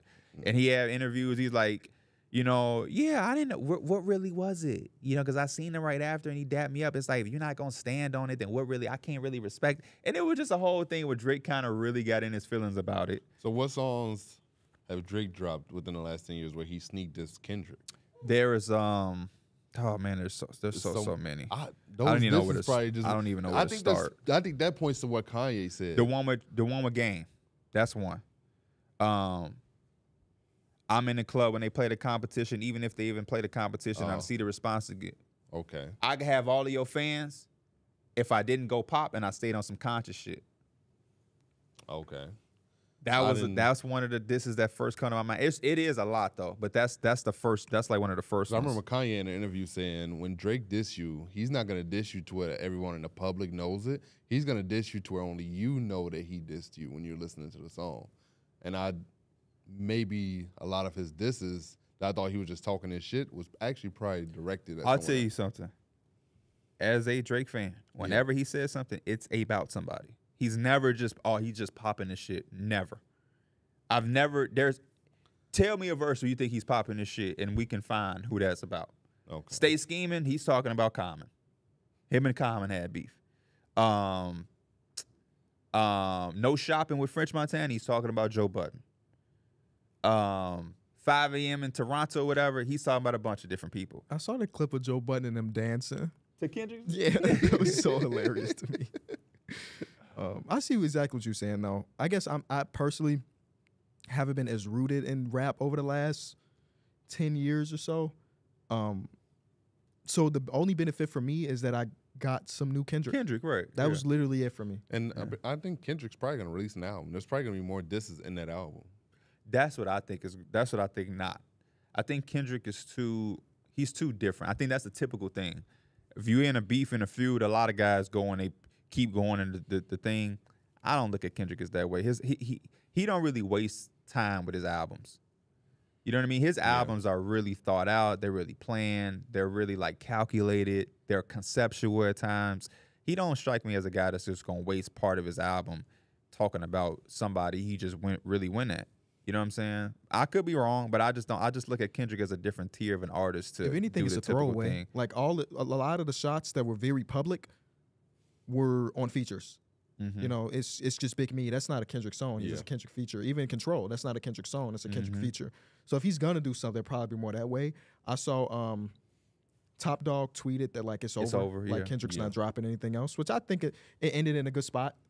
I mean, people are still going to talk about it for weeks and months until we get the next thing in music that's going to take people's. Whenever one of them drop an album, which is probably going to be Kendrick first, because Drake just recently released an album. Have you seen how much time Kendrick take to drop albums? Drake might drop 4 times before Kendrick drop again. That's just the way it is. All eyes are going to be on that album. People are going to be dissecting it within the first 24 hours. Yeah, even Mike just put something in the chat this morning. I'm just kind of over it. You kind of over it, right? But yeah, is there some account that's coming up with all this other stuff now, and it's being linked to Kendrick and anyway? But yeah, that's just how I feel. It's like, and I don't think I feel like this at 16. I don't think I feel like this at 22. I'm probably like, oh, they was just going at each other. It's crazy, like everybody else doing. And then you really just look at it, and it's just like that shit corny, bro. That shit corny. That's like that's equivalent to hooping and somebody busting your ass, and now you want to fight. Y'all rapping, be rappers. Y'all professional rappers. Y'all don't have to be talking about nobody. Like, you know what I'm saying? And granted, I don't think they said anything overly crazy, but it's like, man, that a lot. It's y'all two going at it. It's y'all two. You talk about Kendrick and you talk about Drake. You know what I'm saying? I ain't bringing Rick Ross, you keep doing what you doing too. Rick Ross just want to be relevant. Didn't you say that yesterday? Like he like forced himself into the beef. So has the game now. Now the game is dissing Rick Ross. Oh, dissing Rick Ross. Oh man. He said it's always the big body dudes with the little legs that always got a lot to say. That is ridiculous. People also said, what song is that where Drake was like, they told me to draw for they told me to bring an R&B dude on tour, but I drew for Kendrick and Rocky.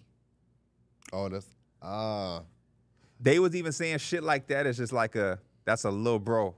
Okay. It ain't necessarily like I diss you, but it's like I'm reminding them. You know what I mean? Like I took them on their first show. What y'all talking about?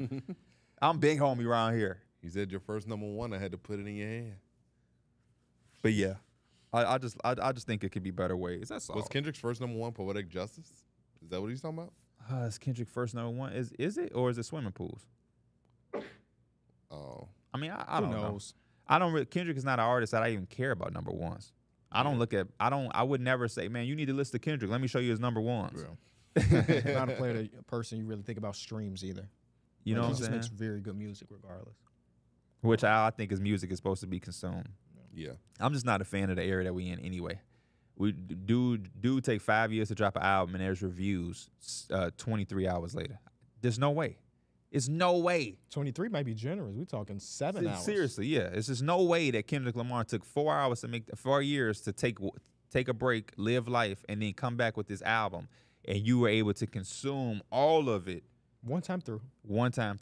Enough to give me a full playback. And then it's like, I love Rap Genius. I use it. But then also, when I'm on it, sometimes I'll be like, damn, I remember when I didn't have this. And me and Flex at Burr Ridge, we would be in the cafeteria, and we would be breaking down. We would try to break down Wayne metaphors. Yeah. F is for phenomenal. Y'all was going crazy over that one. That was after. That's Wayne when we was in high school. The Wayne in middle school was like, shit. We used to one line, going down like Frazier. I ain't talking Kelsey Grammer. And we was like, what does that mean? We knew everything he was saying meant something. But Kelsey Grammer is the dude who played Frazier. But Frazier is also the boxer who went down. So it's like shit like that. And those are just light shit. But we was also 11. Yeah. You know what I'm saying? We couldn't really pull back. Got some crazy metaphors. And he got on three-peat. Because they like Hitler. They cannot see. Yeah, they cannot see us. They cannot see me like Hitler. It's the New Orleans nightmare. Money. So that was a line that came who had that bar? way Who had a bar similar to that? Mac Miller. I'm so high I cannot see Adolf. Adolf, yeah. That was on Good Day or wait, what's it called? What's that album called? The best day ever. Best day ever. Best day ever. Yeah. Best day ever. Miller. What's the Joey Badass one? I don't drink beer because the Budweiser. Oh yeah, yeah. That would have been one where it's like that's hit you immediately. But we would have talked about that at 11 years old. Like, man, did you hear that bar? Did you hear that bar? It was one where Wayne was also like, since day one, I look forward to 3, 4, 5 in my Porsche coupe. I'll be on that ass like a horse's shoe. If her religion is true, I'm about to visit the moon. And we would sit at the table like, you got he was talking about horseshoe on the ass. Yeah. Her religion is true. Yeah. Oh, man, shit like that. But now, you used to have to listen a few times to get it. Now you just going to rap genius. Yeah. Soon as the song come out, it's breaking down immediately. Yeah. I mean, this is what he meant. Yeah. And it takes away the art of it. And again, I'm guilty. I use it sometimes too. But I use it as like a last resort. Like I've been listening to a lot of Lupe Fiasco. His shit is so layered that like, I had to go look some shit up, and I was mad at myself. I'm like, if I was a little bit more patient and really sat with it, I would have been able to connect these dots. But I was so thirsty. Is it new Lupe or like old? It's old Lupe. Oh, American Terrorist.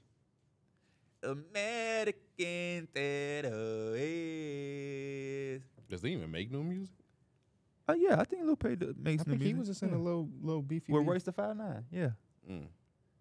Sounds like such a minute beef, like a mini beef, just. And you like the big beefs. Yeah, I like 2 of them. Yeah. Dip, cheese. See, the one thing you got to remember about Lupe, where Lupe from? Chicago. What part of Chicago? Probably, I don't know. Probably South Side? West Side. He always talk about Madison. Oh. I always talk about Madison. But what people don't know, Lupe liked that. Oh, yeah, for sure. Lupe started off as a gangster rapper. I thought you meant like he was good at rapping. Oh, no, he's good at rapping too. But Lupe is he be on some street shit sometimes. Favorite West Side rappers? Twister? Lupe. Give me Saba. Saba from the West Side. Is he? Ain't Chief Keef from? No, hell no. He's out south? Yes. Oh. I just remember him. Let me see what Saba's from. Give me I'm trying to go back. Crucial Conflict. All right, we're going to Smoking on hey. Yeah, he's the West Side. He's from Austin. It's Austin area. Oh, he is? Nana crib. Okay. My crib. Boy went to OPRF. Shout out to him. Who else? Flex. The Brat. The Brat from the West Side? Yes, she is. She grew up with my dad. Same street. Common. Common's West Sider? No. South Side. He literally has a song called South Side. I'm tweaking. I'm tweaking. Cinco Mob. I don't know. Damn. Oh no, am I saying it right? Sicko Mob? Sicko Mob. Sicko Mob's 100% West Side. That's the what about my mind going blank. Yeah.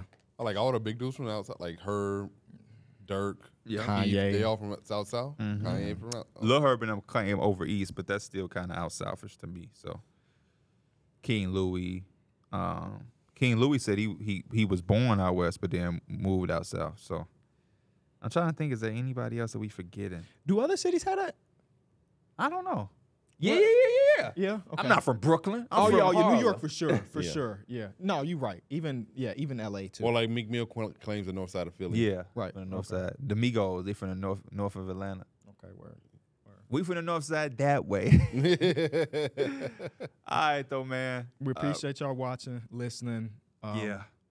Mike will be here on Saturday. Tune in Tuesday, 2:00 Eastern time for the Numbers on the Board linear show. We will be at the Draft Combine this year, shooting some content for y'all. So we working. Sunday is the actual lottery, so be rooting for the Bulls to win that first overall pick so we can get Donovan Clingan or Alex Sarr. Thank y'all so much for watching. Y'all is not getting Sarr.